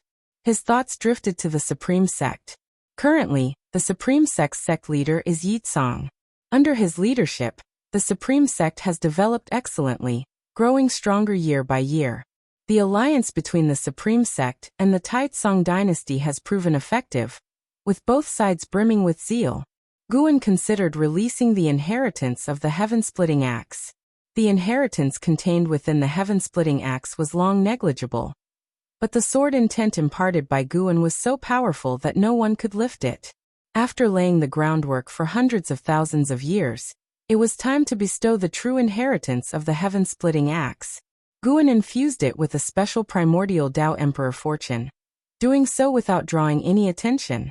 As Guan had predicted, after finishing his story, the nine-fingered divine monarch wanted to drag Guan to the old residence of a deceased friend, ignoring the chess game he was about to lose. Thinking of how many times the nine-fingered divine monarch had lost to him, Guan let it slide. For the time being, Guan observed Feng Xian while dealing with the nine-fingered divine monarch. By the time he left, no one knew that the supporting Tao sword venerable had ever returned. Sar the Oval Fire. At website on Google to access chapters of novels early and in the highest quality. The war between the Tao court and the Taiqian dynasty finally concluded, with the Tao court gaining the upper hand. After Zhao Rushan slew the Taiqian son of heaven, the Taiqian dynasty unraveled, descending into chaos akin to the human purgatory. This lengthy war, spanning many years, resulted in countless casualties. As the Taiqian dynasty's fortune dispersed, a blood mist lingered over the Taiqian land, refusing to dissipate for a long time. By slaying the Taiqian son of heaven, Zhao Rushan became renowned across the world, relinquishing the title of prodigy to become a hero recognized by all. Simultaneously, the spiritual energy between heaven and earth began to strengthen, birthing more creations, making immortal cultivation increasingly accessible. Time flew by. 50,000 years had passed since Guan infused the path of the great Tao with primordial Tao Emperor fortune. The Taiqian dynasty became an ancient legend in the human world, with a significant increase in free immortals. The limits of prodigies becoming increasingly exaggerated, and the world's order growing more intricate. Within the Tao court in Shaolan's grotto heaven, Guan accompanied Xiaolan in cultivation while examining his attribute panel. Name: Guan. Lifespan: 445 for 92/31 076 970 562 704. Physique: primordial Tao creation body. Cultivation level: perfect Taoist Great Luo immortal realm. His lifespan was growing steadily, but it was still far from 1,000,000,000 years. Guan planned to attempt a breakthrough after reaching 1,000,000,000,000-year lifespan. Though the variables invading the celestial spirit great world were increasing over the years, none posed any threat to him, so he remained unfazed. These variables were normal. Any powerful great thousand world would attract visitors from outer heaven. The celestial spirit great world, while not yet strong, was in a phase of rapid development, attracting beings from other great thousand worlds and dimensions to explore opportunities. The Taiqian dynasty was supposed to perish within a few thousand years, but was extended by visitors from outer heaven for 10,000 years. Of course, it wasn't just the Taiqian dynasty that had help from outer heaven. The Dao court did too. The master of the Dao court, Yuan Songzi, originally hailed from another great thousand world. Xiaolon opened her eyes, gazing at Guan and sighed. Brother Gu, I still can't achieve the level of projection. It's too difficult. Although the primordial Dao Emperor doesn't require fighting like the Taoist Emperor, the difficulty is no less. Guan sat on a tree, playing with the 7-star mirror, smiling. Precisely because it's difficult, it proves its strength. Why rush? You have plenty of years to try. Xiaolon took a deep breath and curiously asked, Brother Gu, how many years did it take you to become a primordial Dao Emperor? About 1,000,000 years. Guan replied casually. Hearing this number, Xiaolon felt relieved yet despaired. 1,000,000 years. Even if her talent was greater than Gu An's, wouldn't it take her at least 500,000 years? She felt a bit exhausted.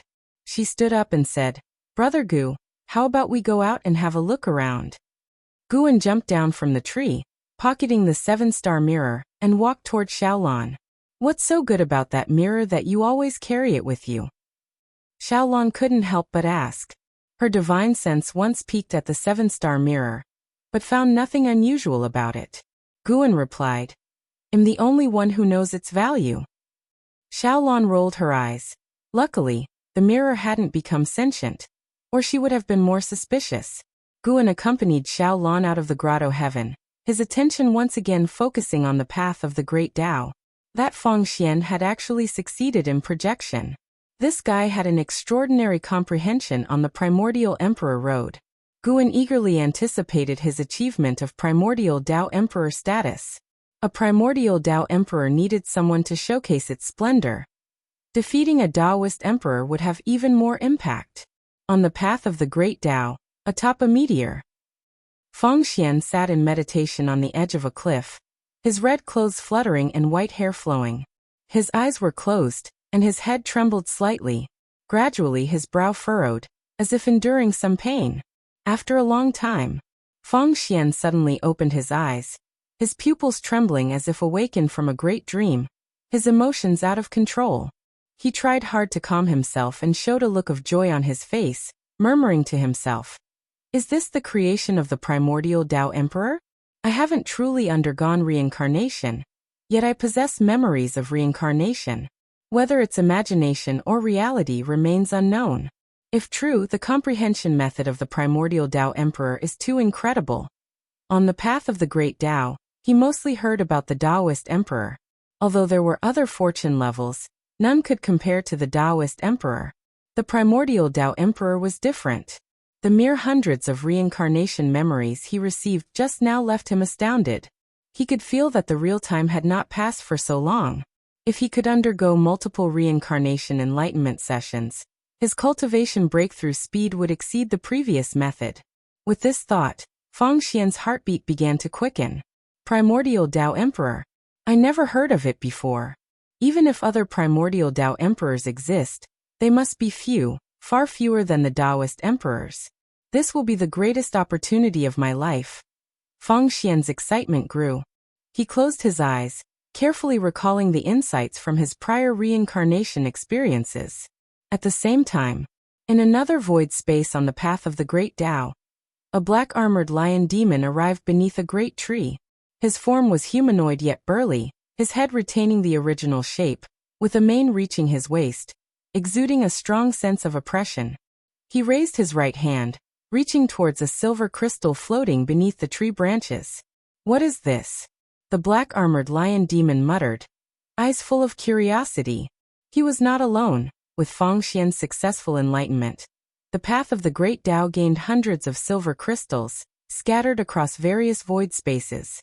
Most were quietly awaiting those with fate, while some, like the black-armored lion demon, encountered them soon after their appearance. If you find any errors, ads pop up, ads redirect, broken links, non-standard content, etc., please let us know. Report so we can fix it as soon as possible. Chapter 679. New Momentum. The Dark Void. A mass of purple clouds floating in front of a bright full moon, with a cliff standing above the clouds, where an old man in a white robe is sitting. He has white hair and a youthful face, with two halos floating behind his head, constantly changing colors, beautiful and mesmerizing. He opens his eyes, pinches his fingers to calculate, his expression becomes strange. He begins to continually deduce, but unfortunately, no matter how he deduces, he cannot unlock the confusion in his heart. A figure suddenly appears behind him, a celestial god dressed in blood armor, with a terrifying aura, white hair fluttering, and a blood flower imprint on his forehead. It is the celestial destruction god. He has another identity, known as Longmia, the grandson of Emperor Longshin. The celestial destruction god bends and raises his hand, saluting the old man in white, saying, "Master, your disciple has come to see you. How many years has it been? You have finally come. It seems you have successfully refined a Dharma body for that entity." The old man in white speaks, his tone calm. The celestial destruction god replies, "Duty calls. The celestial mandate cannot be violated." The celestial mandate cannot be violated? Indeed, it cannot be violated. The old man in white stands up, turns to look at the celestial destruction god, gazing up and down, with a look of gratification in his eyes. "Your Tao practice is not bad, proving you haven't wasted your time. You're not unworthy of my cultivation." The old man in white strokes his beard and smiles. The celestial destruction god responds, "Master has cultivated more than just this disciple. Without Master, I would have died long ago." The old man in white shakes his head, turning to gaze into the dark void, while the celestial destruction god looks at him intently. CTH Novel Fire. Net website on Google to access chapters of novels early and in the highest quality. Disciple, your talent is extraordinary, possessing gifts that even the immortal gods find hard to match. From now on, you need not restrain your desire for slaughter. The old man in white says softly, reflections of great explosions flickering in his pupils. The celestial destruction god frowns upon hearing this and asks, "Do you think it is already that time? Even if it hasn't arrived, you must prepare in advance. The changes in the great Tao are becoming increasingly complex, and the struggles within the celestial court are growing fiercer. Who can say how much disaster lies within, and what it will ultimately evolve into?" The old man in white sighs as he speaks. The celestial destruction god remains silent for a moment before saying, "I am not prepared to rely on the talent left by the Long family. The Long family should disappear. I will only cultivate steadily." The old man in white glances at him, saying meaningfully, "It seems someone from the Long family still lives, and you've gained a burden. The old you couldn't wait to be free of restraints." The celestial destruction god replies, "Indeed, some still live, but they have cut ties with the past. I simply do not wish to follow the old path of the Long family, growing stronger through slaughter. To me, that is not the righteous Tao." Hearing this, the old man in white chuckled, shifting his gaze back to the void. "Before returning to the celestial court, take a trip along the path of the great Tao. There is new fortune born there. What exactly it is, you shall explore for yourself." The old man in white instructed. The celestial destruction god agreed, saluted him, and then vanished from the spot. Only the old man in white remained on the cliff, standing in front of the bright moon, his figure appearing desolate. Who will be the next celestial emperor? Is this truly just a battle for the celestial emperor? The old man in white muttered to himself. With no one able to answer him, he was questioning himself. Taoist field of the beginningless. Another 10,000 years have passed since Feng Xian's first reincarnation projection successfully appeared. The human world has ushered in a new prosperous age, with the 100 sects vying for supremacy, yet neither the Qiankuan sect nor the Supreme sect, despite their strengthening, were able to enter the ranks of the 100 sects of the world. Over the years, besides daily life, Guan is most concerned with the fortune of the primordial Tao Emperor. Currently, over 300 cultivators are pursuing the primordial Tao Emperor along the path of the great Tao. More than 1,000 have encountered this opportunity, some perishing in the recent 10,000 years, others giving up on this opportunity. Generally speaking, having over 300 cultivators striving for the primordial Tao Emperor, this destiny is considered to be formed.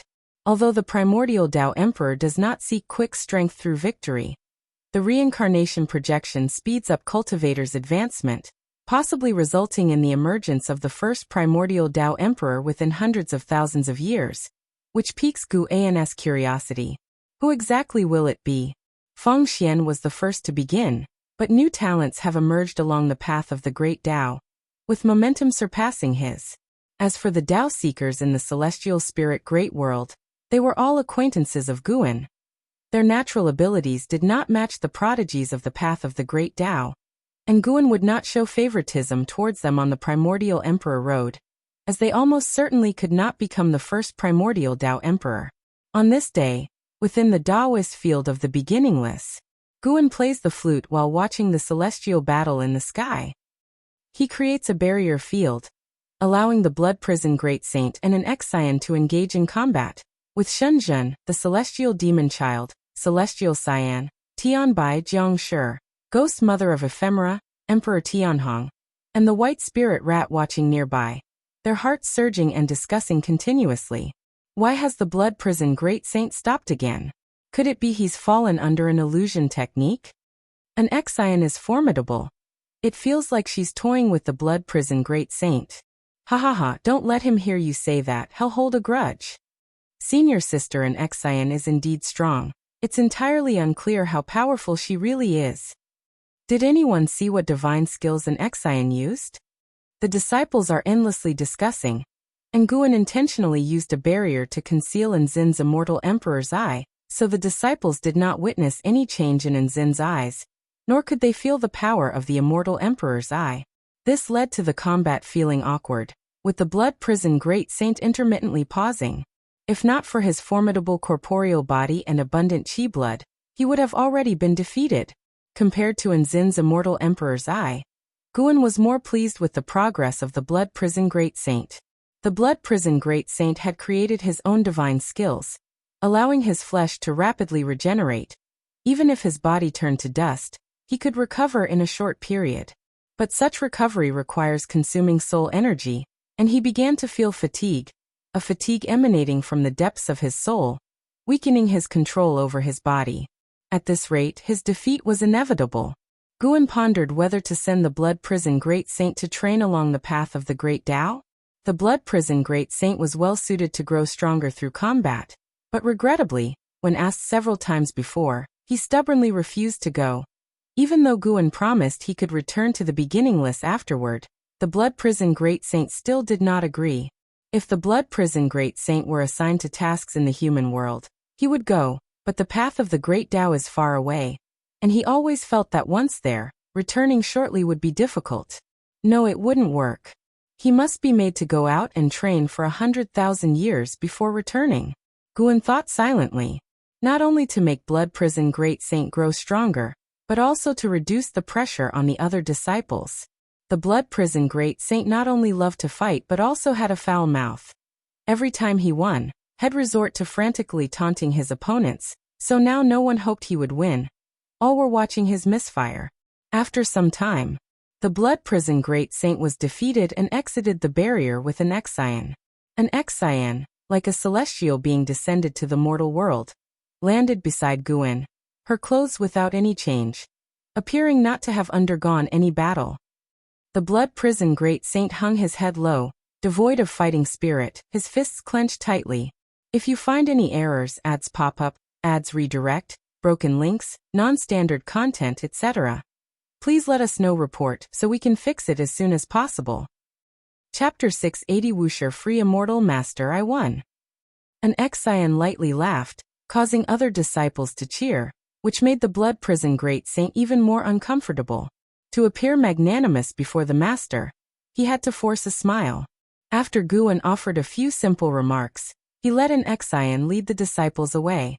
The blood prison great saint landed beside Guan, hanging his head, looking utterly forlorn. After the aura of an Exian and the others faded into the distance, he gritted his teeth and said, "Master, next time I will definitely win it back." Thinking about it now, it's truly incredible. Before the creation of the Taoist field of the beginningless, Nzin's talent was so mediocre, hardly worth mentioning compared to other disciples. Yet after arriving at Wuxia, Nzin's Tao practice advanced rapidly. Recalling the earlier battle, he even felt a chill. and Zin's divine skills were too terrifying. He was besieged by countless Zins. If not for his Bodhi's strong self-healing power, he would have long been defeated. The self-healing divine skill he created seemed tailored to showcase Zin's prowess. With anyone else, it's doubtful they'd witness so many Zins. The blood prison great saint's heart had never been so defeated. He dared not face Guan's gaze. Although an Xian was Guan's most cherished disciple, he was the only mount. In his view, his position was more special, and he could not afford to lose.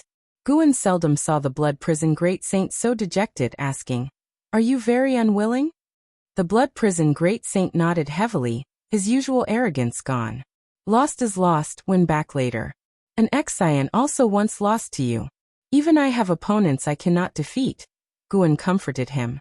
The blood prison great saint took a deep breath, trying to calm his emotions. Guan's lips twitched slightly because he heard the thoughts of the blood prison great saint. The blood prison great saint internally asked, "But have you ever lost? If you achieve the primordial Tao Emperor status earlier than an Xian, perhaps you could surpass her." Guan pointed in a direction. The blood prison great saint looked up at him, reluctantly saying, "She is also chasing after the primordial Tao Emperor. Even if I am one step ahead, she will eventually catch up unless I have stronger divine skills than hers. The suppressive power of the immortal emperors I was too strong. After the immortal god reincarnation Emperor Tianhong lost to an Xian, he dared not challenge her again. Only by truly facing Zin's immortal emperors I can one feel that despair. That may not be the case. The divine skills you have created have limitless potential.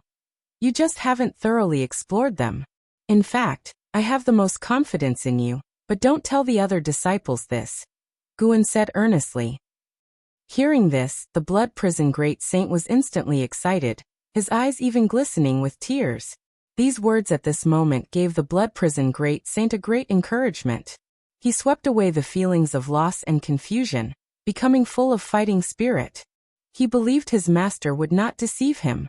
"Master, I definitely will not disappoint you," the blood prison great saint promised, also pledging to himself.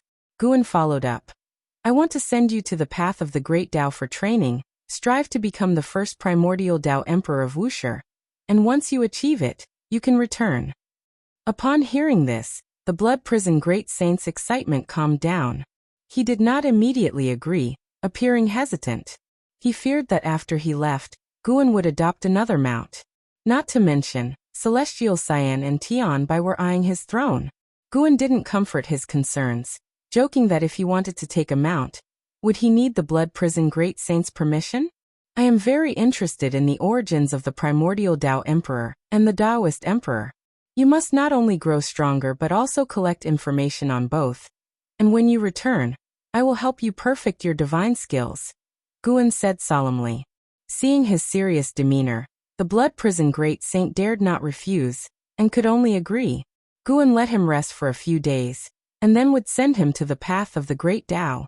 Embracing this arrangement, the blood prison great saint began to look forward to the path of the great Tao. What kind of place is it? He must make a great name for Wuxia. The blood prison great saint thought his master might really send him, allowing him to build rapport along the way. However, once he was ready, the master simply waved his sleeve and sent him to the path of the great Tao. So this is how he's sent. The blood prison great saint's senses were rendered useless. He tightly closed his eyes, thinking bitterly. After a while, he felt his feet touch solid ground, his senses quickly returning to normal, and as he opened his eyes, his pupils widened.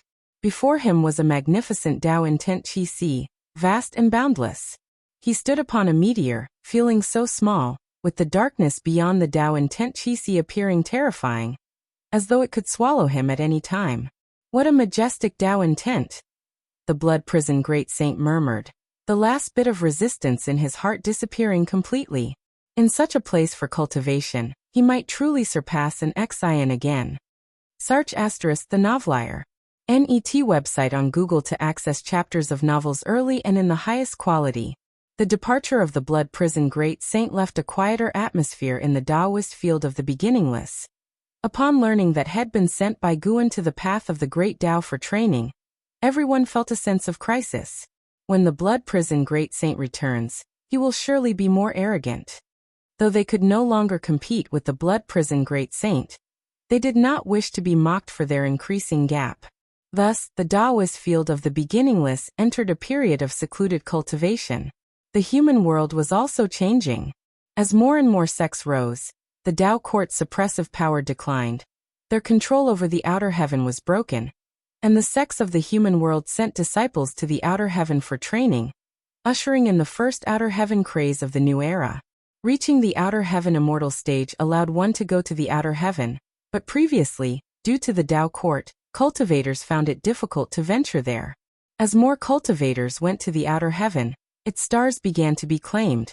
Some fled to the outer heaven, some opened little worlds or dojos there, and some even established sections.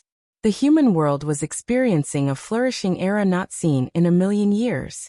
In this context, 100,000 years passed like pages in a book, leaving no trace. In those 100,000 years, in the Taoist field of the beginningless, besides the ghost mother of ephemera, the weakest cultivation level was Tao void profound immortal realm, and an Xian was the first to reach the Zizai immortal realm, becoming the first free immortal among Wuxi's disciples. A 55,000-year-old free immortal, how dazzling!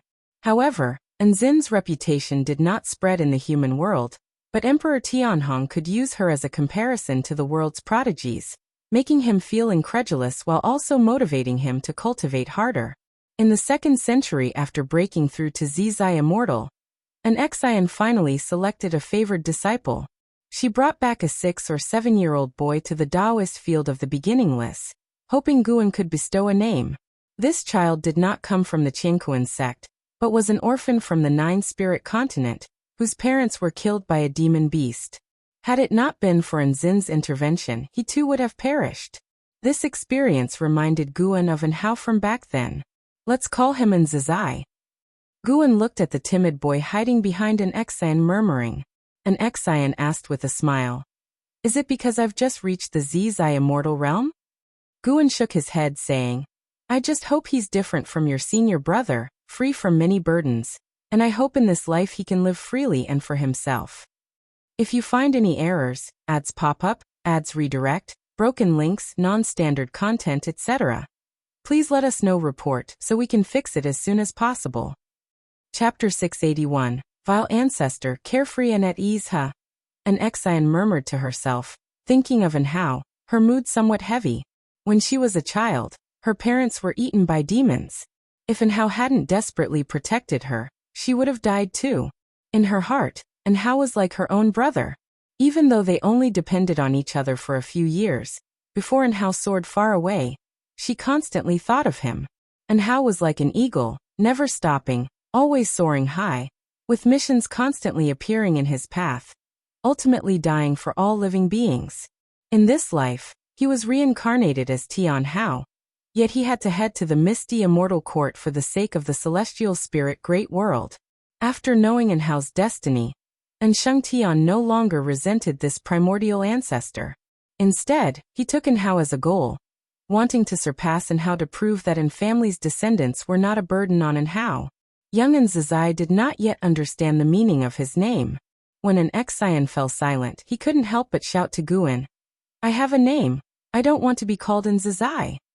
Guan asked with a smile. Then what's your name? My mother calls me Little Spring.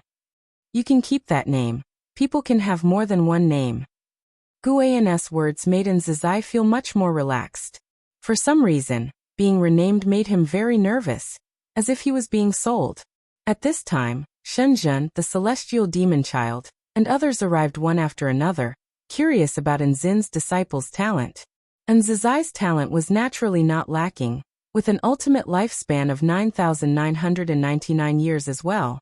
On the 9-spirit continent, orphans like him were not in the minority, especially when the timeline was extended to tens of thousands of years. In the long years, such tragedies were countless. An Xian never deliberately managed these unless they appeared right before her. Enzizai attracted Enzin's attention because he invoked the rules of heaven and earth in his despair, even though he had no cultivation level at all. However, the ultimate lifespan of 9,999 years is not uncommon in today's human world. Physical aptitude is no longer the most important. Unseen, untouchable comprehension determines how far a cultivator can go. And Zizai's adorable appearance quickly won everyone's pity. Guan did not plan to teach Zizai, conveniently giving an Xin a chance to hone her teaching skills. And Zizai's arrival broke the quiet atmosphere of the dojo, and the disciples stopped retreating, beginning to accompany Zizai's growth. This was Wushi's first third-generation disciple. Even if the disciples had competitive hearts in teaching and passing on skills, they hoped Zizai would excel. Search * the novel Fire. Net website on Google to access chapters of novels early and in the highest quality. Thus, everyone took turns teaching Zizai. In the following decade, the Taoist field of the beginningless was quite lively. Though Zizai was an orphan, he was not solitary. In fact, he was somewhat carefree, often causing chaos in the dojo. At 17, Zizai had already formed a nascent soul, with outstanding talent, filling all the Wushiji disciples with confidence and expectation. In the summer, Guan was reading on a large tree by the mountain stream, enjoying the cool breeze. A figure appeared out of thin air beneath the tree, looking up at him. It was Zizai. He wore a fitted blue and white robe, his long hair casually tied with a cloth band. His handsome face still bore a hint of childlike innocence. "Hey, ancestor, why are you reading again? What book is so interesting?" Zizai called out. His divine sense couldn't approach Guan, so he didn't know what Guan was reading. Since childhood, Guan hadn't taught him cultivation, but under everyone's guidance, he knew the ancestor was the most powerful person in the world. However, Guan liked to tease him. When he was young, Guan would sometimes suddenly yank his pants, embarrassing him in public, so he didn't speak to Guan with much reverence and even harbored some hostility. In his heart, this ancestor was too harsh. Whenever the uncles praised him, the ancestor would always criticize him, pointing out his shortcomings. The most crucial part was these flaws indeed existed, making him feel aggrieved. "This is a book for adults, don't ask." Guan replied casually. Although he didn't teach Zizai, he quite liked the boy. Zizai's arrival indeed made the dojo lively, life more interesting. Sometimes Guan had to admit he was getting old. Elders like children the most. He wasn't like this before. After hearing this, Zizai became more curious about the book in Gu An's hands, but was displeased with Gu An's words, insisting he was already grown up. "Master asked me to tell you that the Magic Battle Conference of the Qiankuan sect is about to begin, and asked if you would like to go watch." Zizai continued to ask, very curious about this matter. Since coming to the Taoist field of the beginningless, he hadn't been out and was curious about everything outside. "I will go to watch, but I won't go with you all." Zizai pouted, waved his fist at Guan, and then disappeared from where he stood. He was already eager to head to the Qiankuan sect. Guan didn't care about his small actions and continued reading, thoughts dwelling on the path of the Great Tao. The Blood Prison Great Saint had already successfully carried out a reincarnation projection, considered stepping on the road of the primordial Tao Emperor. Now, over 1,000 beings had stepped onto the primordial Emperor road, and although no one truly became a primordial Tao Emperor, many forces were investigating the primordial Tao Emperor, even including the Celestial Court. Guan saw a celestial god investigating the primordial Tao Emperor, and even engaging in dialogue with one of the contenders for the primordial Tao Emperor. This celestial god seemed familiar to him, and although the other possessed the destiny of the Celestial Court, which could block deductions, he instantly noticed the resemblance between the celestial god and Long Xian. He vaguely speculated in his heart. Even if this celestial god had nothing to do with the Long family, Guan wouldn't deliberately suppress them. He had anticipated today's scenario when he opened the primordial Tao Emperor. He wasn't worried about anyone discovering him through the fortune of the primordial Tao Emperor. The fortune of the primordial Tao Emperor had already been established, equivalent to the Great Tao. The Great Tao is boundless. Who could trace it back to its root? Feng Xian grew well on the primordial Emperor road, his understanding of the Great Tao far surpassing those of the same realm after multiple reincarnation projections. Guan believed he wouldn't lose if he fought with someone of the same realm on the Emperor road. This indicated that the primordial Tao emperor indeed held potential not inferior to that of the Taoist emperor. After observing for an hour, Guan turned over and leapt down, tucking the green hero travelogue into his chest, then headed towards the Qiankuan sect. He wasn't going to watch the magic battle conference of the prodigies, but because an old friend had arrived at the Qiankuan sect. This old friend was none other than Profound Celestial Intent, the writer of the Green Hero travelogue. After traveling the world for hundreds of thousands of years, it was the first time he came to the Qiankuan sect, bringing no particular purpose, just happening to arrive here. Guan looked forward to meeting him. They truly hadn't seen each other for hundreds of thousands of years, and Guan's Green Hero travelogue was bought from the human world, not obtained directly from Profound Celestial Intent. Meanwhile, Profound Celestial Intent was strolling through the bustling main city of the Qiankuan sect. He had visited many flourishing sects like this. Walking amidst the crowd, he observed the ethos of this sect, seeking inspiration. This Qiankuan sect is indeed remarkable, not only deeply rooted, but I haven't witnessed a single act of bullying and oppressing the weak. Truly deserves to be the leader of the righteous Tao in this region. Profound Celestial Intent marveled internally, involuntarily thinking of the Supreme Sect. Since Guan left, he hadn't returned, unbeknownst if today's Supreme Sect still possessed such a spirit of the righteous Tao. If you find any errors, ads pop up, ads redirect, broken links, non-standard content, etc., please let us know. Report so we can fix it as soon as possible. Chapter 682. The style of a Grandmaster. Profound Celestial Intent walked on the streets of the Qiankuan sect, thinking about the Supreme Sect. Although he missed the Supreme Sect, he had no desire to return. He did not want to shoulder too much responsibility. He desired more to roam the world freely.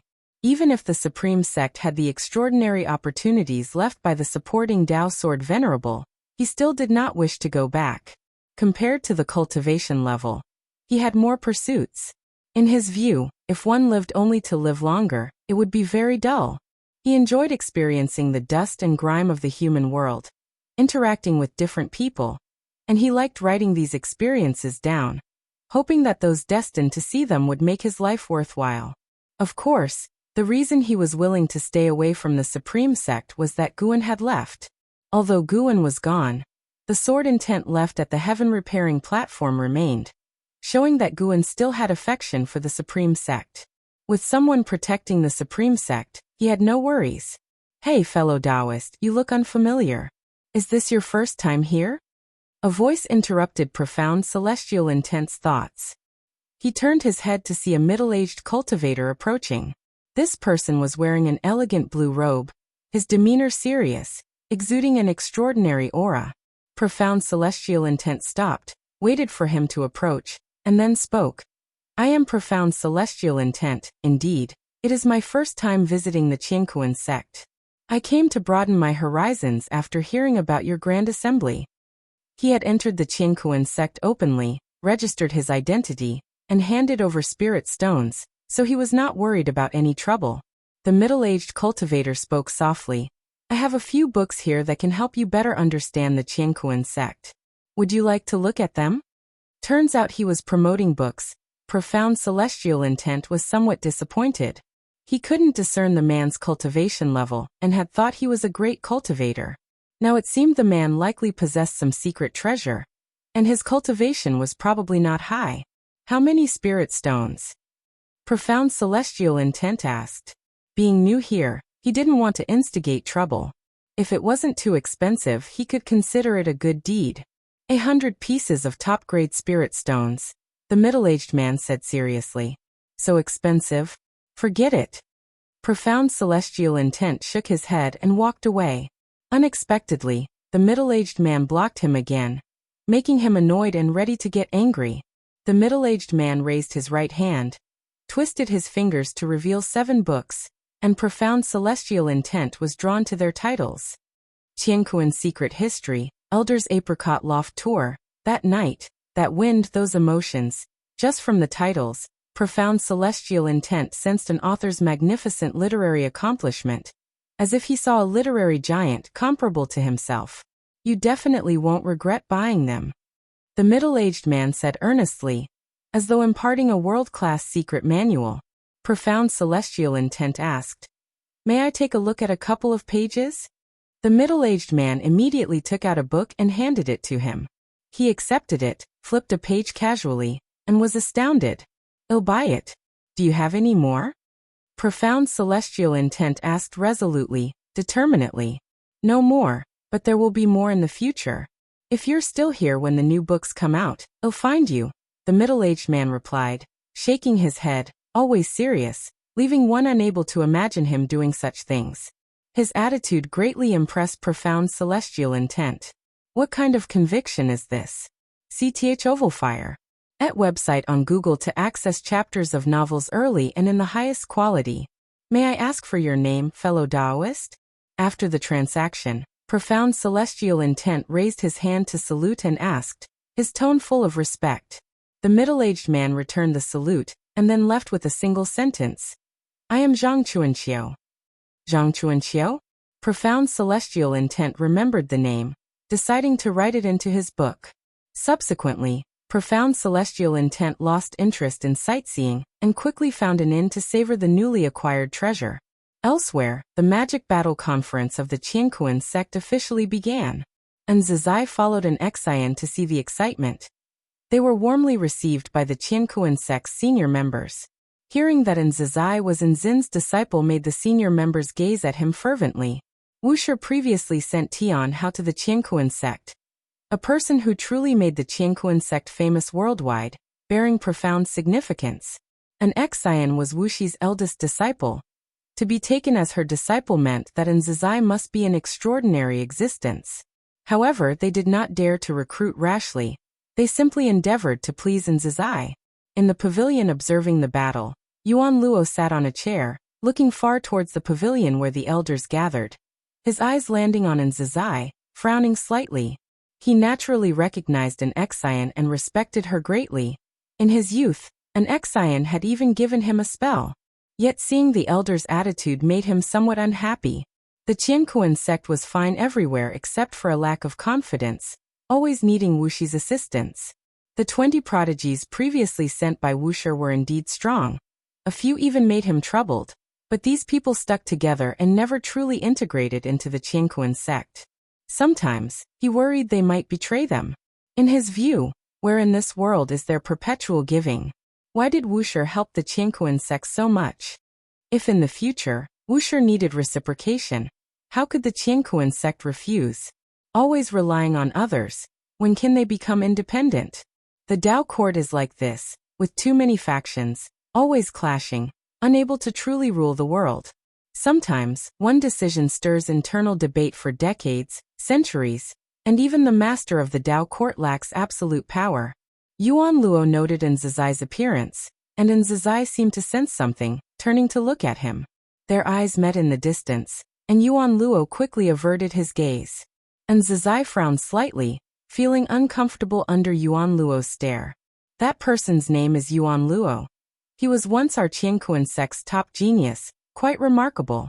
I can have him teach you divine skills. Yi Qingshan said to Zizai beside him, smiling. Sitting beside the sect hierarch, such treatment stirred not only Yuan Luo's interest. Many disciples discussed Zizai's background. Zizai shook his head. Thank you, sect hierarch, for the offer, but I have my master and martial uncle's guidance. No need to trouble you. His words shook Yi Qingshan and the senior members. So many of Wuxi's disciples teach him? It seems Wuxia intends to nurture him heavily. This intensified the senior members' desire to recruit Zizai. They wouldn't doubt Wuxia but instead believe Zizai's future was boundless, destined to become renowned worldwide.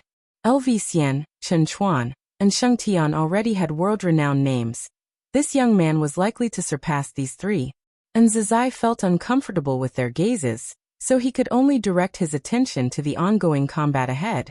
In the dim void, countless meteors drifted, while afar, nebulas shifted their forms, wondrously beautiful. Feng Xian, clad in red, walked on a sword, his robe fluttering, embodying the grace of an immortal. Feng Xian's gaze was forward, his eyes calm, but his heart was slightly anxious. I wonder what the peers will think of me? Feng Xian journeyed to this void.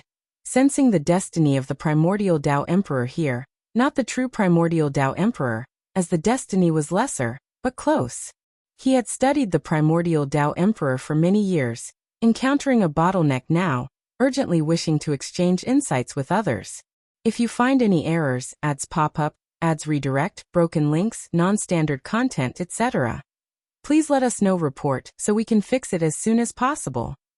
Chapter 683. The most idle person. Feng Xian journeyed through the meteor ocean, feeling the increasingly intense destiny unique to the pursuers of the primordial Tao Emperor, which made his heart more uneasy. On the path of the great Tao, cultivators pursuing the Taoist Emperor would fight upon meeting. He wondered if those chasing the primordial Tao Emperor would do the same? To become the primordial Tao Emperor, there is no need to kill each other, which is why he dared to come. But the path of the great Tao has no rules, and there will always be those who recklessly act, so he cannot guarantee that such interactions won't cause him trouble. Regardless, he had already come. Feng Xian released his aura, wanting to let the other party sense him. Do you also wish to become the primordial Tao Emperor? A voice came from ahead, surprisingly that of the Blood Prison Great Saint. In the depths of the void, the Blood Prison Great Saint sat in meditation on a meteor, eyes open, looking towards the direction Feng Xian flew from. Appreciation showed in his eyes, not just because Feng Xian was a kindred spirit, but also because Feng Xian's attire suited his taste. I am Feng Xian, indeed wishing to become the primordial Tao Emperor. I hope I haven't disturbed you, fellow Taoist. Feng Xian's voice came with a tone of anticipation. He did not immediately approach the Blood Prison Great Saint, but maintained a safe distance. The Blood Prison Great Saint stood up, gazing from afar at Feng Xian, scrutinizing him. Feng Taoist, I did want to meet other kindred spirits. Would you come over for a chat? The Blood Prison Great Saint responded, his tone somewhat warm, making Feng Xian breathe a sigh of relief.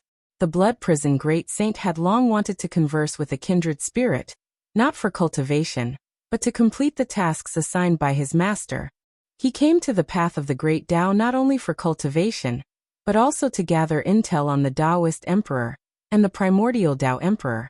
Feng Xian appeared in front of the Blood Prison Great Saint out of thin air, raising his hand in greeting.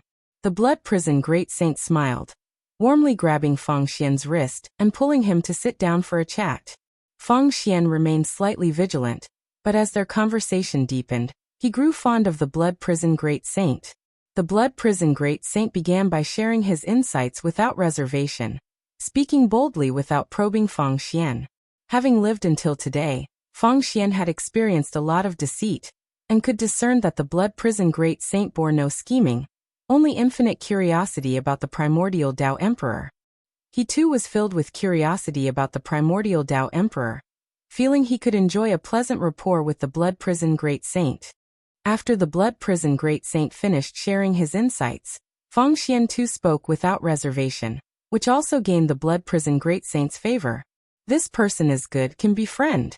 This was the Blood Prison Great Saint's sentiment.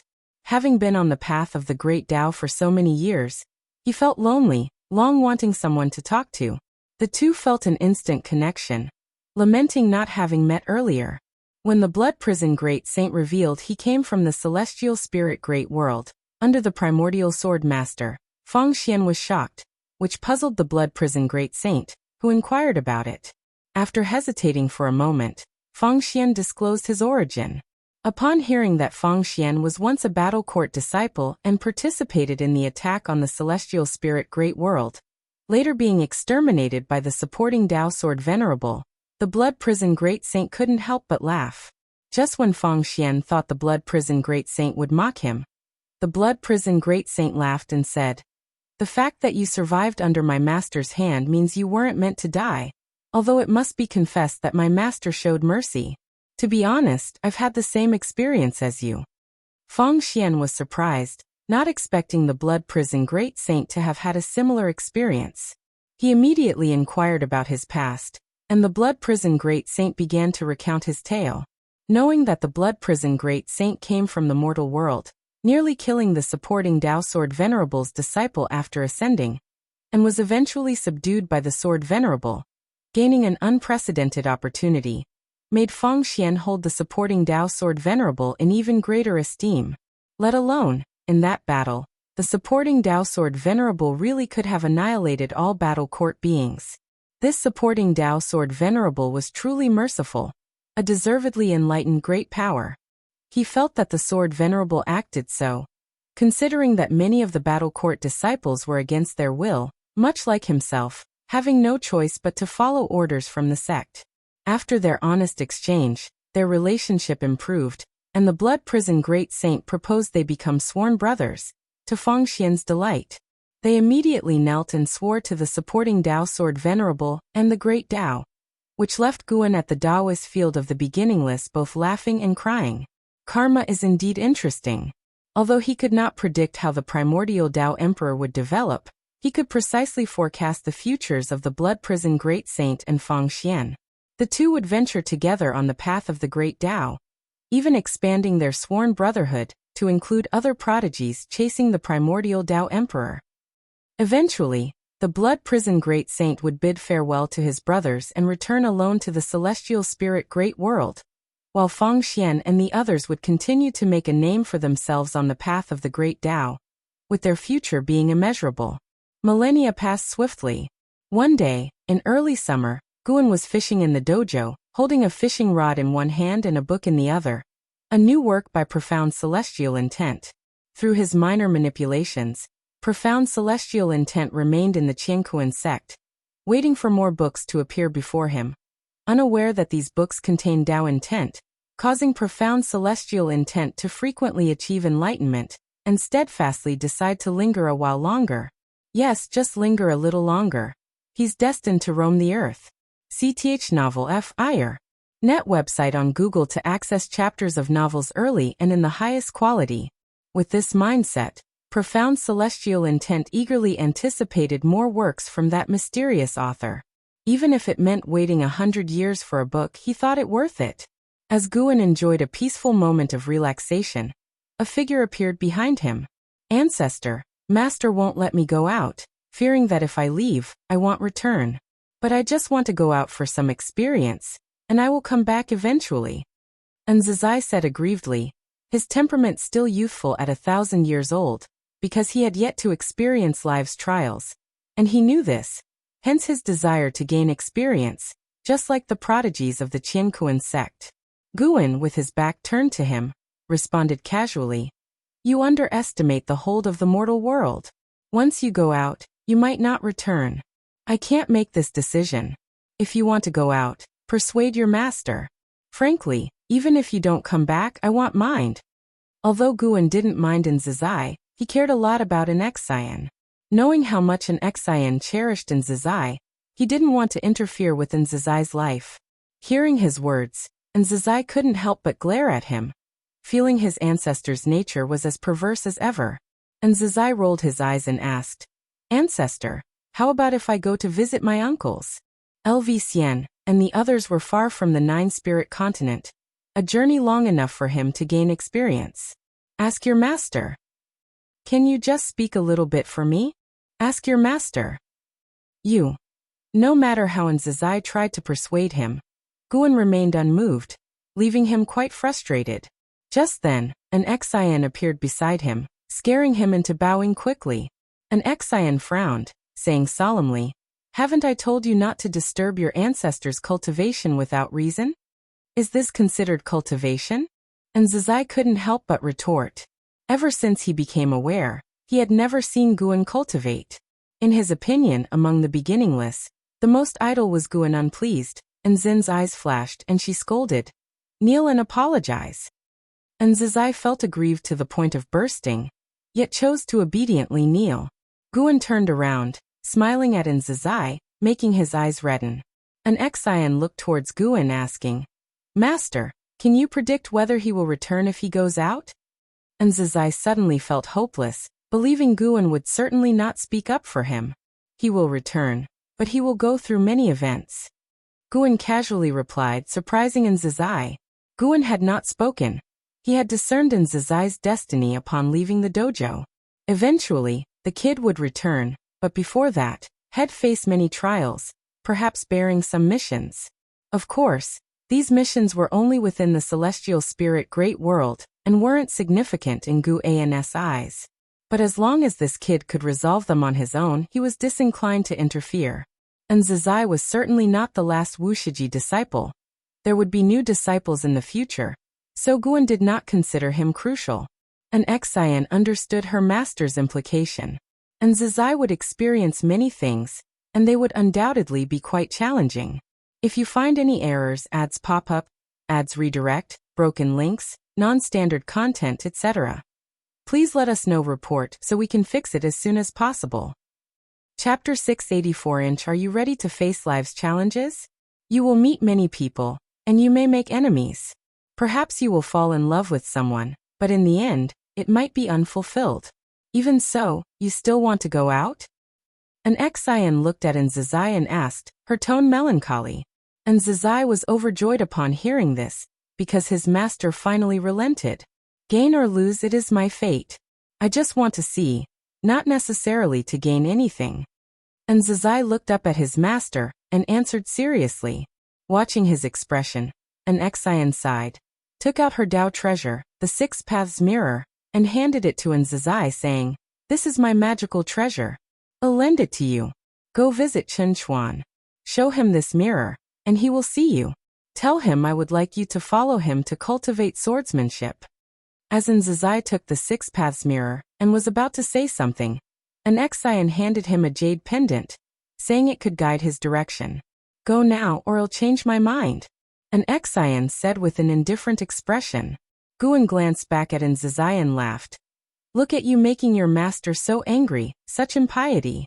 Because of what he said earlier, Zizai initially felt grateful, but now that sense of gratitude vanished. Master, I will come back. And Zizai quickly knelt, kowtowed to Xian, then stood up, glared at Guan, and turned to leave. And Xian watched as Zizai disappeared into the horizon, and then bowed towards Guan, silently departing.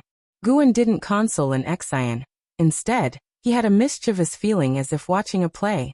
People always long for freedom. The harder the challenges, the stronger the desire for freedom. Guan said leisurely. He had taken on many disciples and knew this very well. However, everything must be experienced. An Xian wanting to take a disciple has to face the disciple's mindset. After all, a disciple is human, with thoughts of their own. At this moment, the fishing rod quivered, and finally, a fish took the bait. Guan immediately gripped the fishing rod with both hands, starting a battle of wits with the fish in the lake. Water splashed, scattering onto the leaves, with sunshine illuminating the droplets, making them appear as if they held tiny worlds within. And Zizai's departure once again left the Taoist field of the beginningless quiet, with other disciples also starting to retreat into seclusion for cultivation. For Guan, the liveliness or quietness of the dojo wasn't the most important aspect. Time seemed to speed up with each passing moment. 800 years later, Guan returned to this spot to fish, holding a book in his other hand while waiting for a fish to take the bait. The sunlight was bright, making the lake's surface glisten, and a gentle breeze blew through, ruffling his hair. A figure emerged from the woods behind him. A man in a warrior's cloth robe, with disheveled hair, a weathered face, and stubble around his mouth. His eyes carried a look of sorrow. It was Zizai. Compared to 800 years ago, he was a different person, devoid of his previous spirit, and his demeanor appeared desolate. And Zizai looked at Guan's back, somewhat dazed, with a slight change in his eyes. He suddenly recalled the scene from years ago when he left, with the ancestor also fishing here, turning his back to him, the silhouette unchanged, giving him a sense of traversing time and space. Disciple greets the ancestor. And Zizai approached Guan from behind, bowing respectfully, his voice filled with melancholy. It's good to be back. Guan replied without turning his head to look at Zizai. He already knew what Zizai had gone through over these years. 800 years seemed like a day to him, but for many, it was a long, lengthy passage of time. During these 800 years, Zizai experienced many things, witnessing the tragic deaths of brothers, those he loved, unable to protect those who trusted him. Too many blows had crushed his former vivacity. If not for Zin's 6 Paths mirror protecting him, he wouldn't know how many times he would have died. And Zazai raised his eyes to look at Guan, taking a deep breath, asking, "Ancestor, is there truly justice and fairness in this world? Why do some commit atrocities but still enjoy people's adoration? And even when their sect knows of their crimes, they cover for them." He was referring to a great cultivator of Taoist Zongzazai, immortal from one of the 100 sects, the Baidu sect. The disciple of that great cultivator worked for him, capturing mortals among the people, and even some cultivators fell victim, committing all sorts of atrocities. And Zazai and his friends, upon witnessing injustice, offended the great cultivator's disciple, triggering a series of grudges. And Zazai was hunted for over 100 years, and once lay in hiding for 100 years before finally killing that disciple, only to uncover the truth. Helpless before Taoist Zongzazai immortal's suppression, he could only watch his beloved ones dying. Even the Baidu sect continued to hunt him. And if not for his timely escape to Qinchuan's sword sect, he would have already been killed. The sword sect was nowhere near as powerful as the Baidu sect, yet the legend of the beginningless still lingered in the world, giving the Baidu sect pause. The path of cultivating immortality does not lie in the short term. What you see is just a fragment of the vast mortal world. In years to come, what puzzles you will surely have answers. Those evils and seemingly invincible will also be obliterated, while right and wrong will be judged by future generations. Guan responded absent-mindedly. For disciples venturing out, he only ensured their survival but would not aid in revenge, so he wouldn't interfere with Zazai's vendettas. If he desired revenge, he must cultivate diligently and rely on himself. And Zazai's gaze became complex as he continued questioning. "Ancestor, you must have lived for a long time. In your view, does justice prevail in this world? Or is it a matter of survival of the fittest?" Looking back, no matter who laughs last, when facing history, they all must raise the banner of justice. This indicates that at least in this world, justice is what all beings desire, and it cannot be shaken. This was Gu An's most patient response to Zazai, without any mockery or ridicule, answering each of his questions seriously. After hearing, Zazai fell into silence. A thought also flashed through his mind, and that was to kneel and ask the ancestor to avenge him. If the Baidu sect could stand up for their disciple, perhaps the ancestor would as well. But the thought came quickly and disappeared just as fast. The Novel Fire. Net website on Google to access chapters of novels early and in the highest quality. After all, despite Baidu sect's injustice, it was he who actively intervened. Moreover, back then, neither the ancestor nor the master wanted him to go out, but he insisted on venturing out for training. Sometimes, he wondered if those people might have escaped a disaster if he hadn't gone out. The more Zazai thought about it, the more uncomfortable he became, even nearly unable to breathe. "I can go into the reincarnation and retrieve all the people you care about, bringing them back to life. But you have to consider one point. In their next life they might fare better, or after being resurrected, they might endure more suffering. You cannot predict any circumstance."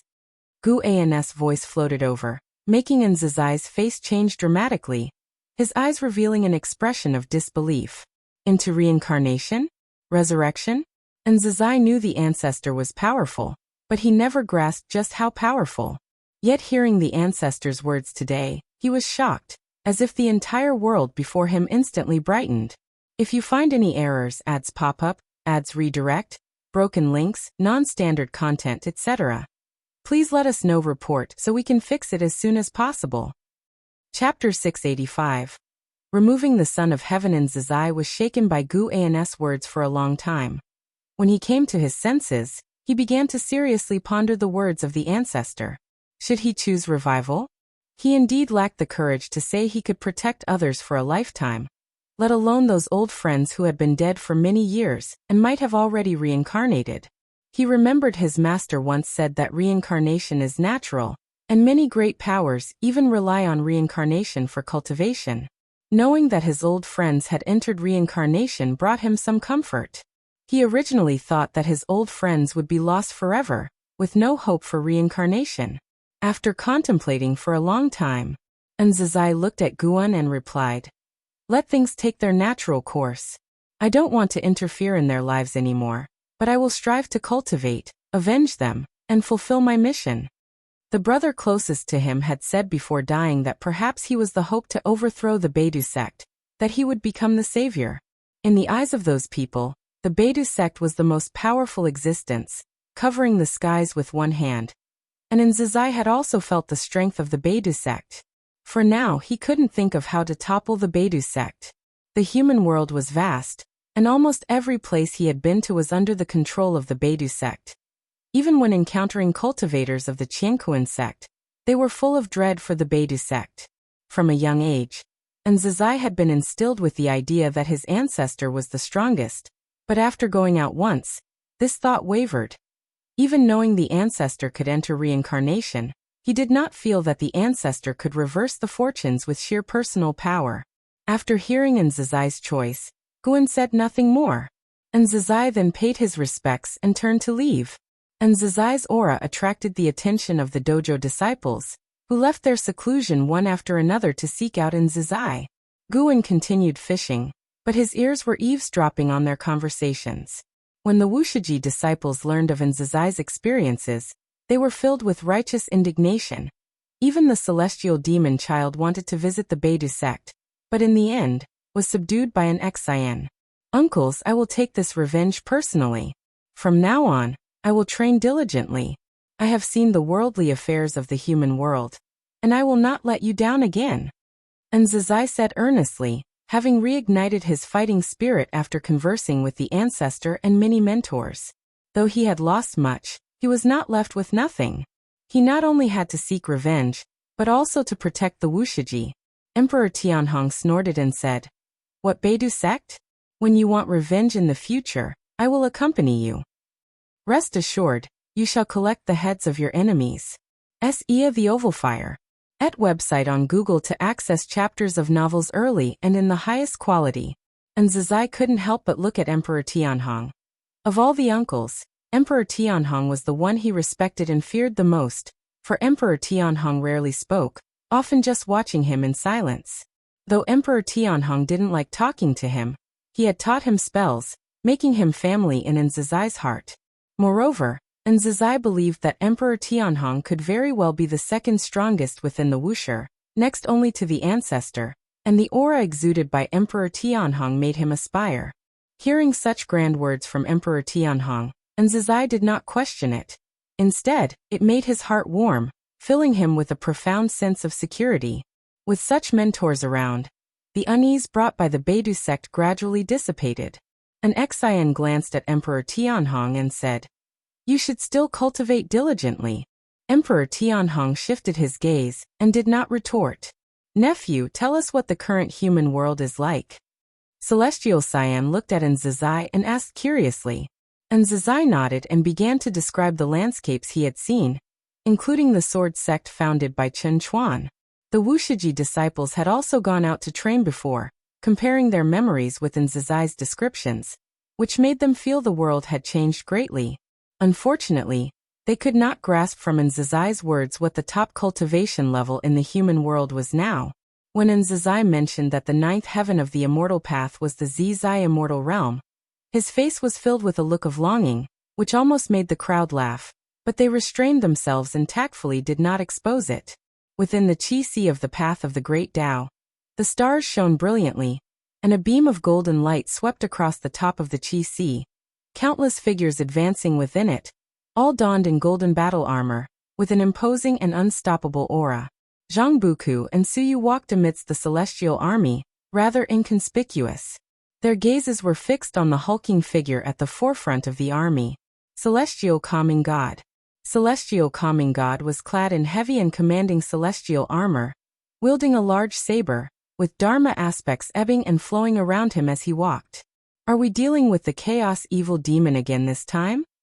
Zhang Buku asked Suyu in a low voice, while other heavenly soldiers were also discussing, all very excited. To be able to enter the celestial army, one must be a peerless talent and a great power from various realms, and they only got excited about combat. In great battles, it's the easiest to seize destiny and accumulate merit. Their goal is to become a celestial god like the celestial calming god. Suyu replied, "Probably not. If it were the chaos evil demon, there would have been word of it long ago. There hasn't been a whisper, which means that perhaps what's happening next isn't by the will of the Tsangtian, but a personal matter of the immortal gods. His gaze swept from side to side, seemingly searching for someone. A personal matter of the immortal gods? Zhang Buku was even more puzzled. Do not assume the immortal gods only act for all living beings. They too have their struggles over interests. Suyu said, his face calm beyond measure. Shedding his beggar appearance, even wearing the heavenly soldier's battle armor, he looked unsuited, unlike Zhang Buku, who seemed imposing and majestic. Why is this not about seeking treasures for the immortal gods? How do you conclude it's an internal struggle among the immortal gods? Zhang Buku pursued further. He had long realized Suyu wasn't simple.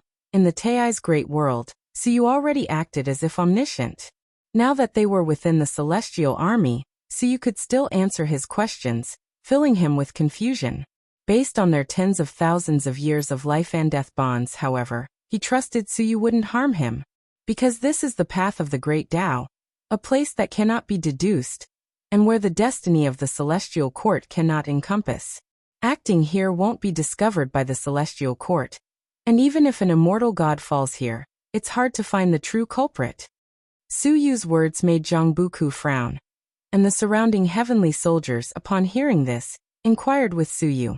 The two had joined the celestial army for hundreds of thousands of years, and made many friends. Suyu had no reservations and answered whoever asked him. The celestial calming god at the forefront seemed not to notice him, and never looked back. Time swiftly passed. The golden light extended infinitely, and the celestial army's steps never halted, as though trudging along an endless path.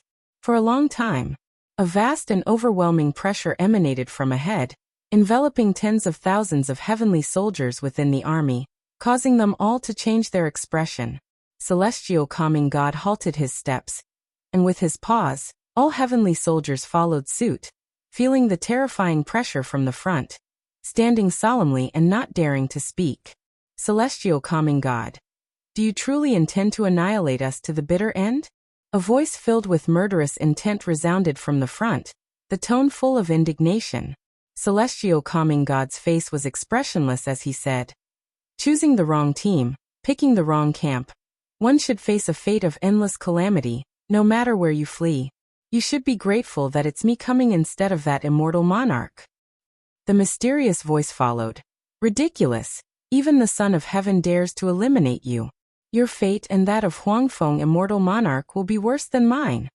If you find any errors, ads pop up, ads redirect, broken links, non-standard content, etc., please let us know. Report so we can fix it as soon as possible. Chapter 686. Myriad Supreme Palm Son of Heaven? Huangfeng Immortal Monarch?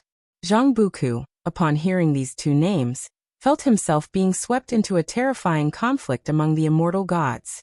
However, he did not feel afraid, as he had no choice in the matter. The heavens have their own justice, except the celestial punishment. The celestial calming god raised a giant sword, and a boundless burst of mana erupted, forming a towering Dharma aspect tens of thousands of feet tall, also wielding a sword.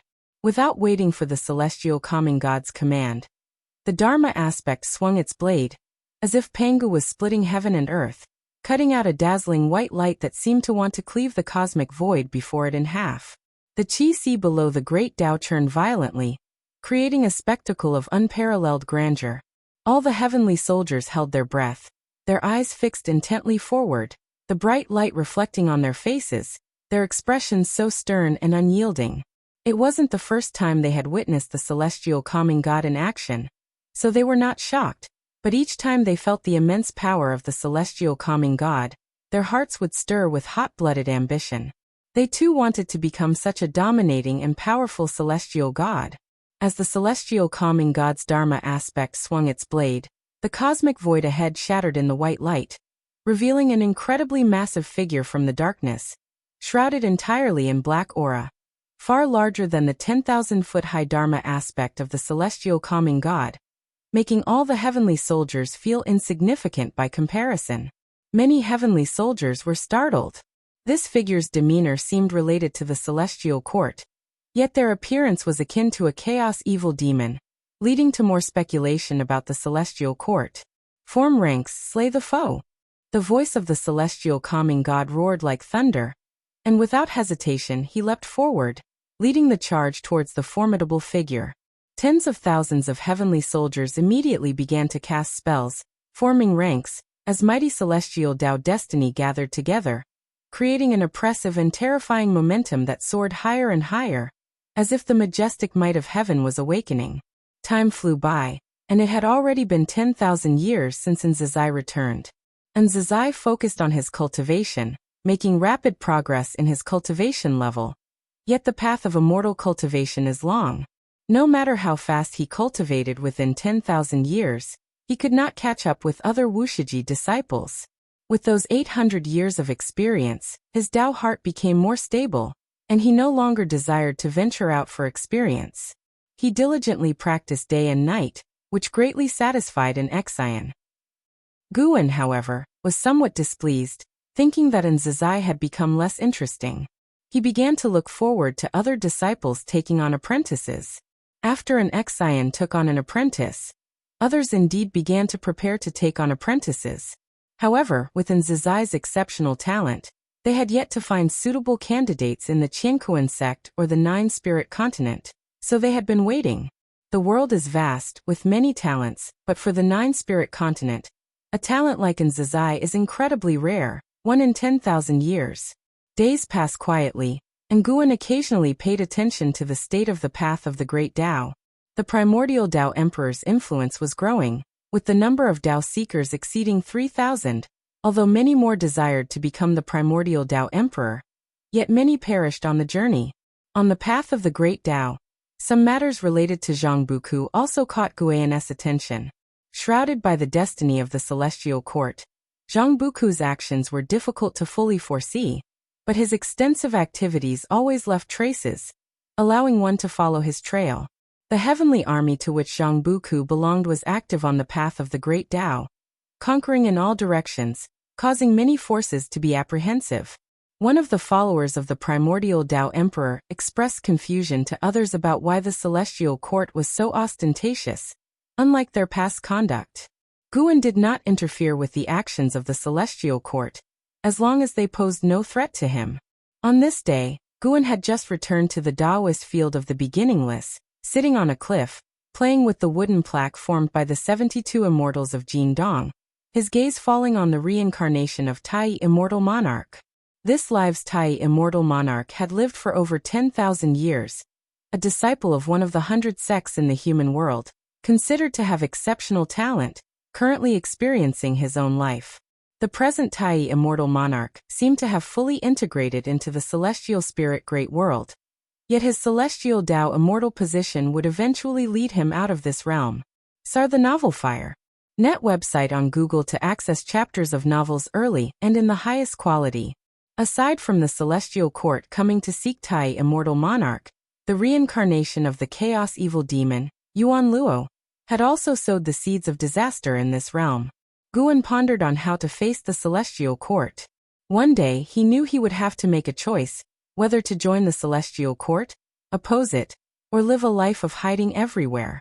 Just as Guan contemplated the future, an Exian appeared behind him. "Master, could you personally teach Zazai a piece of great divine power?" An Exian asked after performing a bow to Guan. The most powerful divine skill she mastered was the Immortal Emperor's Eye, but this divine skill was strictly forbidden by Guan to be passed on, so she dared not mention it to Nzazai. Nzazai's talent and comprehension were both excellent, and his current cultivation achievements were remarkable, excelling in all respects. However, this made him lack his unique skill, making an Exian feel it was a bit unsatisfactory. In the Taoist field of the beginningless, everyone possessed a unique piece of great divine power as their trump card. Guan responded, "He's not worried himself, so why are you so anxious?" An Exian replied helplessly, "He will eventually seek revenge on the Baidu sect, where strong individuals abound and prodigies are numerous. With his abilities, it's hard to exact revenge. Since he will inevitably face the Baidu sect, why not teach him in advance?" "Is that so?" Guan said lazily, showing little interest in teaching that boy in Zizai. An Exian squatted beside him, grabbed his arm, and started to act coy, continuously pleading with him, abandoning her usual serious and solemn demeanor. If Nzazai saw this, he would no doubt be stunned.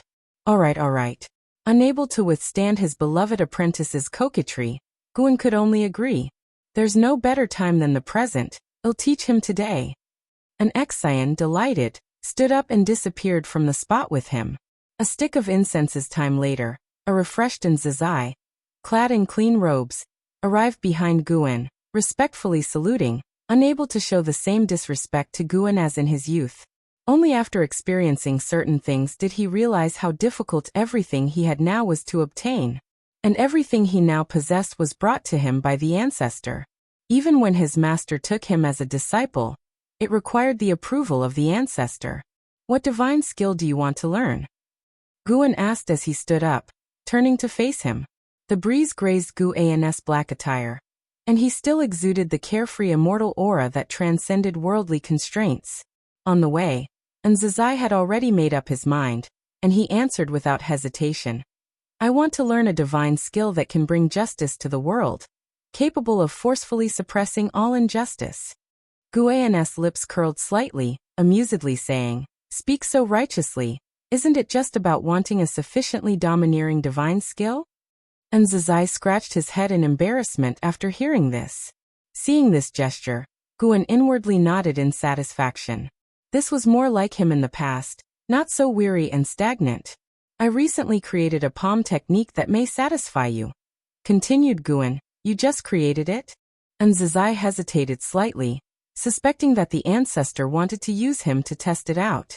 Though he had changed greatly in character, his memory remained, and the ancestor was great in all respects, except that he loved to tease him.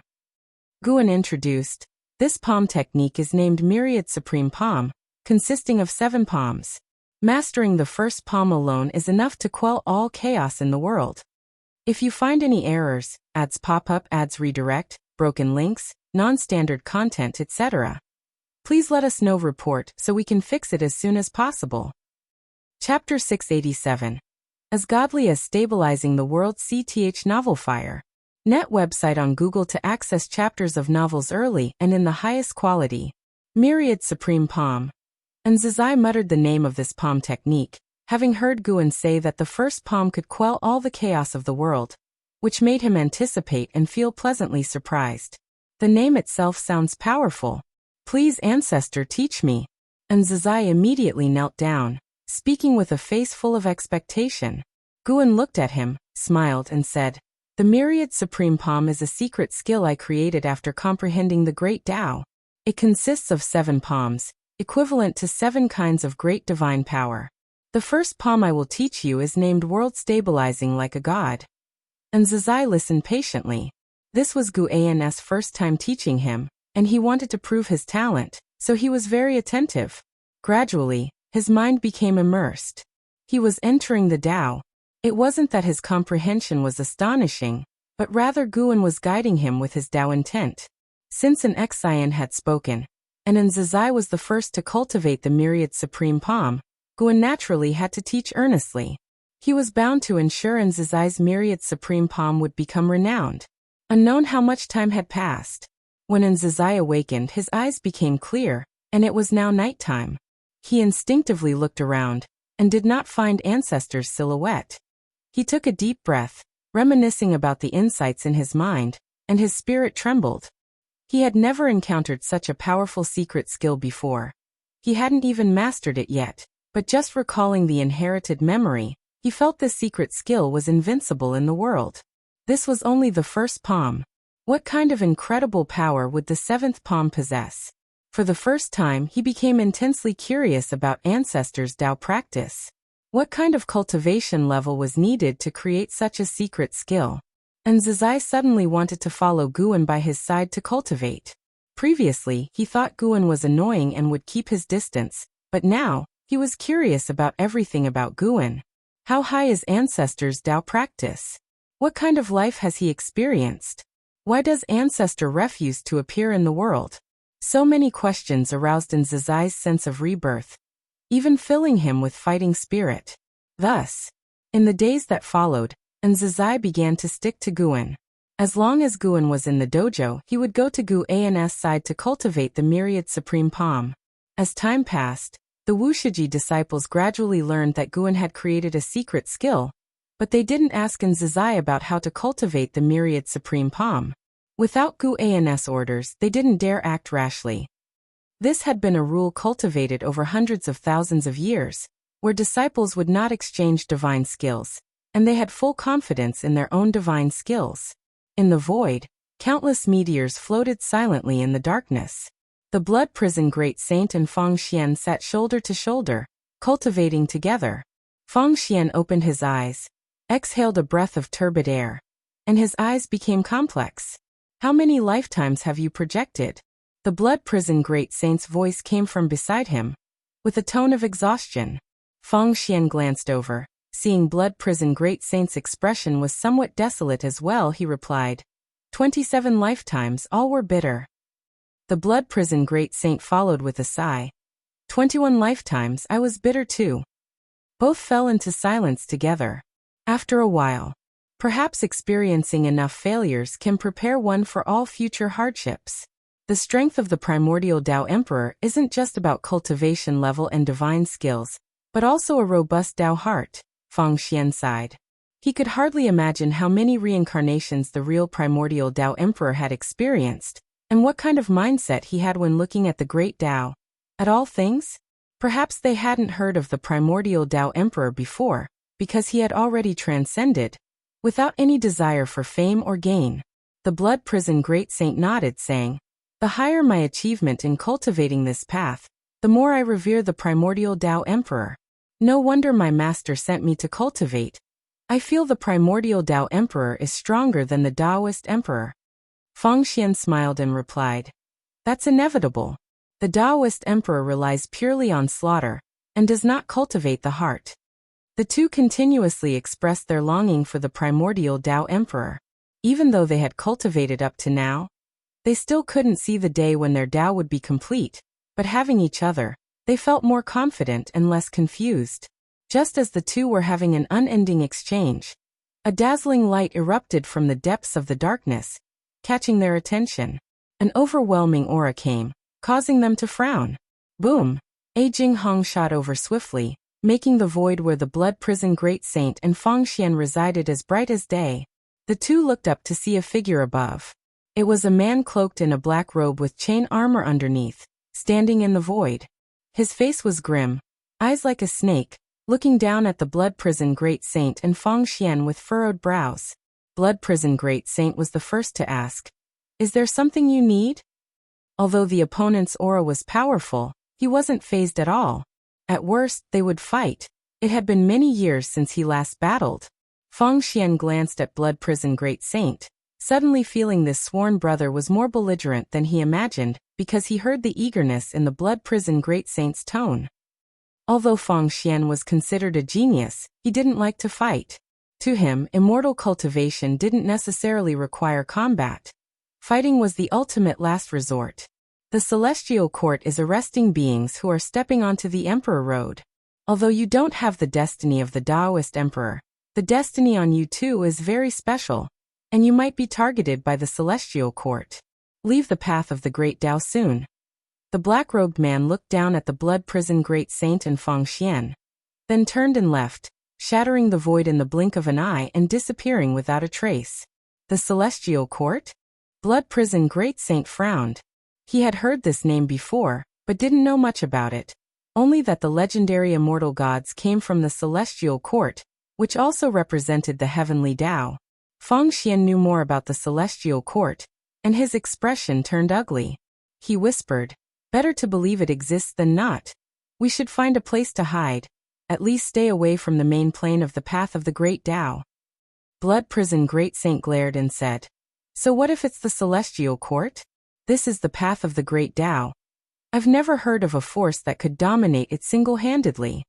If they left, how would he carry out the tasks his master assigned?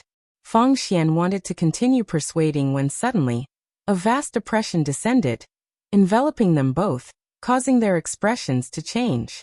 They instinctively turned to look.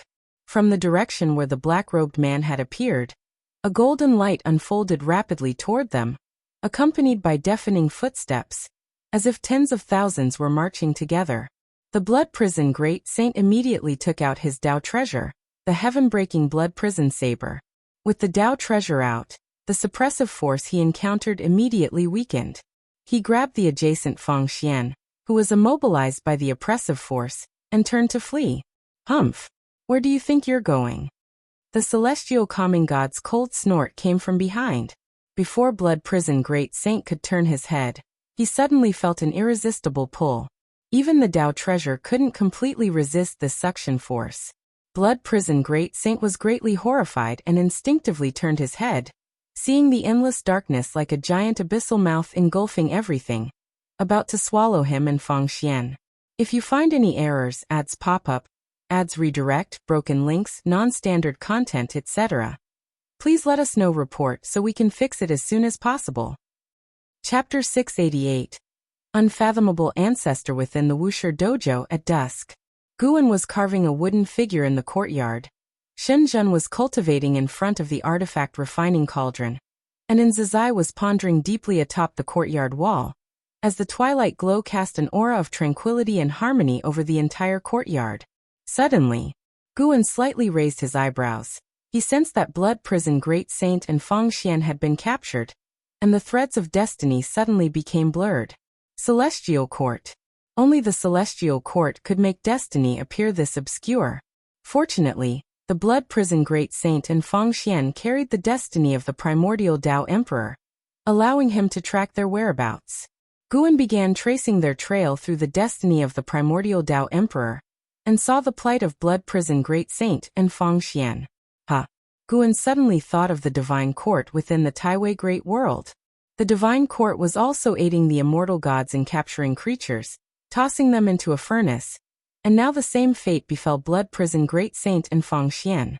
Could it be that these immortal gods were preparing for the celestial emperor's struggle? Guan stood up, stretched lazily. He looked at Zizai and suddenly had an idea. No matter what, Zizai, being the eldest disciple among the third-generation disciples of Wusher, must eventually possess the ability and insight to stand on his own. Currently, Zizai severely lacks insight, even considering the free immortal realm as the highest stage of immortal cultivation. Zizai, I am planning to go out and have a look. There might be battles involved. Would you like to come and see? Guan spoke, and as soon as he said this, Zizai turned his head towards him with an expression of interest. Not only him, but even Shenzhen looked at Guan, eyes full of curiosity. Ancestor, I'm afraid I will drag you down. Zizai wanted to go, but recalling his previous experiences of external training made him hesitant. Guan smiled and said, No worries, you want need to act. Such an opportunity is rare. Think about it carefully. Hearing this, Zizai fell silent, while Shenzhen spoke. Your ancestor wants to broaden your horizons. You are the first third-generation disciple of Wusher, and you will surely have many junior brothers and sisters in the future. Do you think you are qualified to be the eldest disciple in your current state? Her words were not pleasant, tinged with a shade of mockery, but they did not anger Zizai. Zizai took a deep breath, finding reason in Shenzhen's words. He gave Shenzhen a grateful look, then said to Guan, Ancestor, I am willing to go with you. Guan immediately waved his sleeve, and Zizai felt a strong wind rush towards him, instinctively closing his eyes. Then Zizai could not open his eyes, only feeling himself falling, unable to extend his divine sense, which instinctively made him feel tense. After a while, Zizai felt his feet touch the ground, and instinctively opened his eyes to see Guan's back. Seeing his ancestor before him, he breathed a sigh of relief.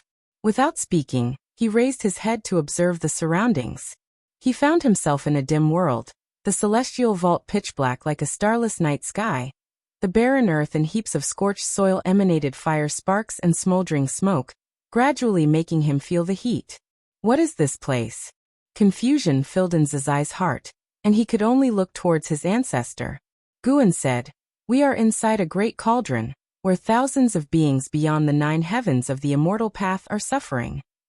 Beyond the 9 heavens of the immortal path? Thousands? And Zazai's eyes widened, his mouth dropped open in shock, his worldview experiencing a strong impact. In his understanding, the 9th heaven of the immortal path was the highest realm, and he could not envision how powerful those beyond it could be. Yet thousands of such powerful beings were subdued here. Above the free immortal realm is the Tao fruit realm, segmented into Taoist Zhangzizai immortal, profound Yuan free immortal, and heaven encompassing free immortal. Beyond that lies the golden immortal Tao fruit, segmented into innate golden immortal, heaven balancing golden immortal, and Taiqing golden immortal. Guan gazed into the distance, softly introducing, leaving Zazai even more astounded. There are so many realms above the free immortal? CTH Novelfire. Net website on Google to access chapters of novels early and in the highest quality. What realm was the ancestor in? His intuition told him the ancestor might very well be a Taiqing golden immortal. How else could he know so much? And Zazai nervously asked, Ancestor, who is the enemy and where are they? Guan did not hide it. The owner of this cauldron is an immortal god from the celestial court. We came here because my steed was captured here. Is it Uncle Master Blood Prison? And Zazai's eyes lit up as he asked. Though the Blood Prison great saint was a steed, he was regarded as a disciple within Wuxia, and Zazai had heard his name since childhood. Among the disciples of Wuxia, Blood Prison great saint was the second only to his master, with immense capability. Yes, it is him. Guan answered, having already sensed the presence of Blood Prison Great Saint and Fang Xian within the cauldron. They were trying to escape the cauldron, but no matter how they exerted their divine skills, they could not break free. The other trapped individuals within the cauldron had long given up hope, opting only to meditate to resist the cauldron's flames as best as they could. Are we going to rescue him now? And Zazai asked excitedly. He was excited for 2 reasons. Meeting the Blood Prison Great Saint, and encountering the immortal gods and realms beyond the free immortal. He felt a thrill reminiscent of his early days of training away from the 9-spirit continent. No rush. Guan turned to walk, and Zazai quickly followed. He glanced around, feeling very nervous, unsure of where the enemy lay. This world is so vast. Is it really a cauldron? And Zazai was secretly astonished, unable to imagine the strength and features of the celestial court immortal god, who wielded such a great cauldron. As they advanced, Zazai saw bones upon bones, human remains and demon remains shocking to the eye, the stances of some of the skeletons making his scalp tingle. He could imagine how desperate they must have been while alive. Ancestor, how did you bring me in? And Zazai refocused his gaze on Guan, cautiously asking. Invading even the treasure of an immortal god seemed effortless. And Zazai truly sensed his ancestor's profound abilities, heightening his anticipation for the impending battle. Just stepped in. Guan answered casually. This offhand remark further increased Zazai's admiration for him. Ancestor, will you fight the immortal gods? In this place it might be worth testing their edge. What is this place? Where is this great cauldron located? Is it still within our world? This is the path of the great Tao, incredibly far from the celestial spirit great world, so distant that with your current cultivation level, you will never be able to come here in your lifetime. Guan's answer left Zazai wide-eyed again, memorizing the name of this place, determined to journey here if possible in the future. Ancestor, if a battle does start, will you use the myriad supreme palm? And Zazai blinked, expectantly asking. Guan gently nodded. He did not look back, but this gesture was enough to make Zazai feel thrilled. Having cultivated the myriad supreme palm for so many years, he had not truly witnessed the power of this secret skill. If you find any errors, ads pop up, ads redirect, broken links, non-standard content, etc., please let us know report so we can fix it as soon as possible. Chapter 689. Demon God's physical body under the dark celestial vault. The Blood Prison Great Saint landing beside Fang Xian, both of their expressions grim. No, we can't escape at all. The Blood Prison Great Saint gritted his teeth, clenching his fists, his eyes filled with rage. Having cultivated on the path of the great Tao for so many years, to be effortlessly trapped in this realm made him feel deeply humiliated. Don't act rashly, Let's meditate and observe this realm first. Feng Xian pulled the blood prison great saint to sit down, cautiously watching their surroundings. The floating scorched smoke and sparks reminded him of a terrible event that had occurred here, and it was likely to happen again. The blood prison great saint took a deep breath, struggling to calm his emotions. He then dispersed his divine sense, trying to investigate the situation here. He quickly saw figures of other captives, but could not see the figures of Guan or Nzizai. So many people were caught, and many have a higher cultivation level than us. Feng Xian murmured, his tone full of unease. Xuanji Emperor. He's also here. Reportedly one of the best chances of becoming a Taoist emperor among the current prodigies. Feng Xian's face changed dramatically. After saying this, his face looked ashen. The blood prison great saint felt increasingly anxious. Why had the immortal gods captured so many people? Meanwhile, Nzizai followed Guan all the way. He noticed that although his pace hadn't accelerated, the surrounding environment shifted significantly. This was a very peculiar experience. Although he advanced quickly, it was hard to notice unless he observed carefully. It must be the ancestors' doing. Nzizai looked at Guan with growing admiration.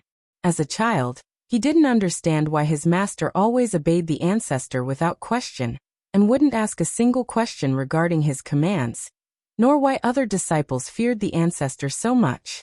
Though seemingly carefree, the ancestor actually possessed great divine power capable of extraordinary feats, but he usually didn't show off.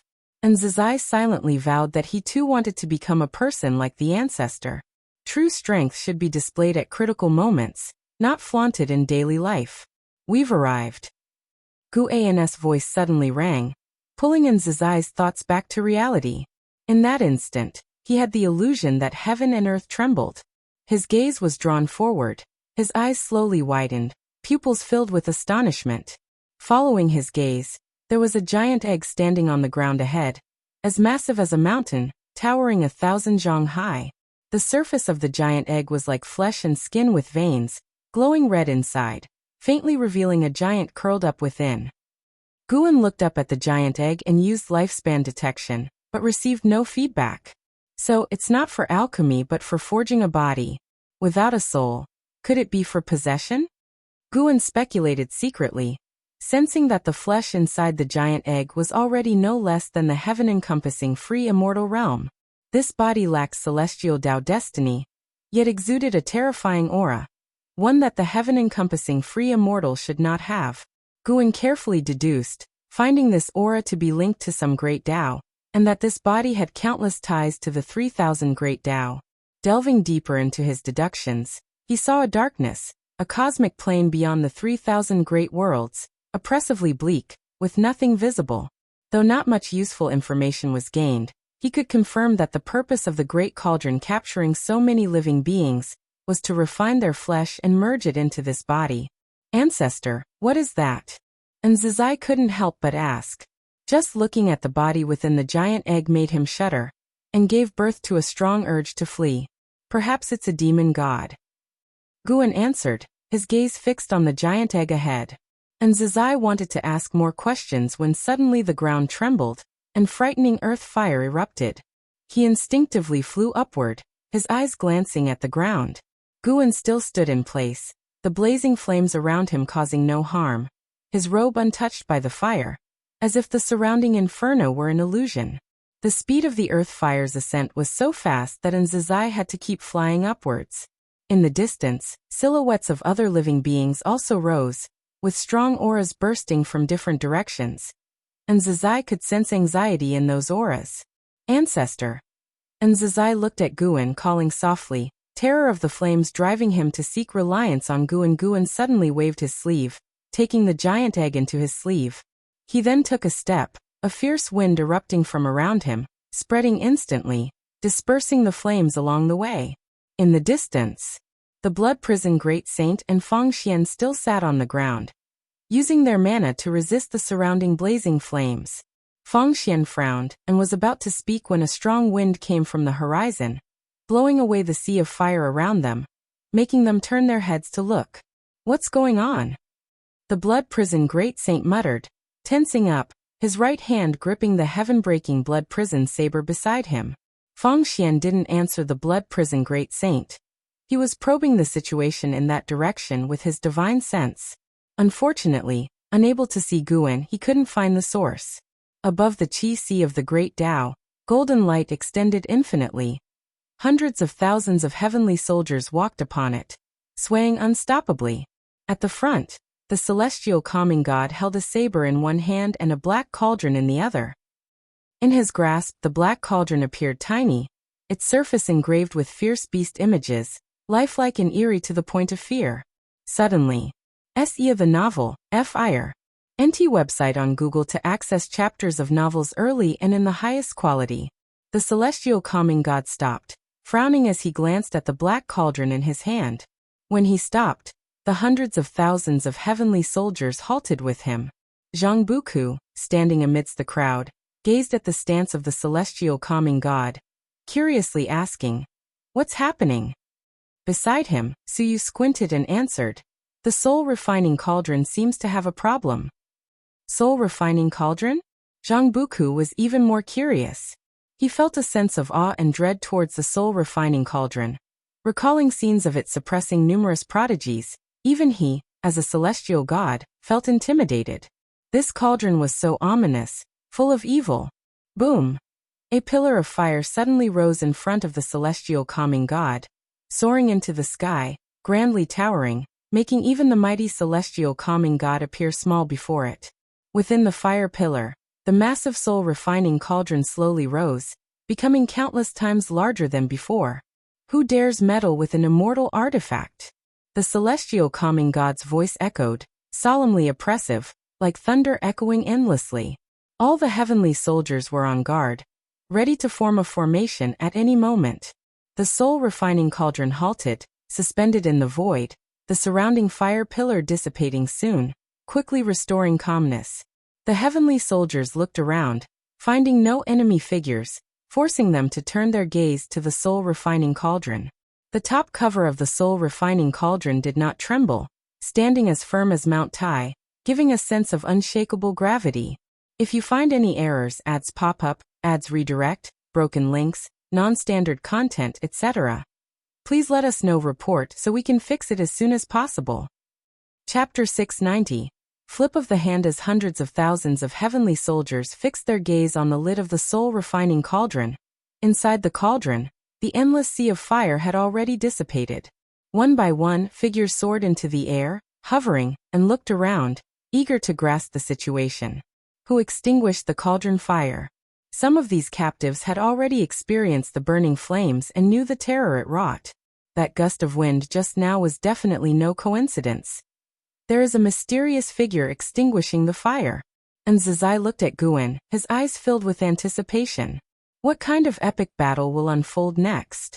Under Zizai's watchful eyes, Guan turned, facing a direction, and slowly raised his right hand.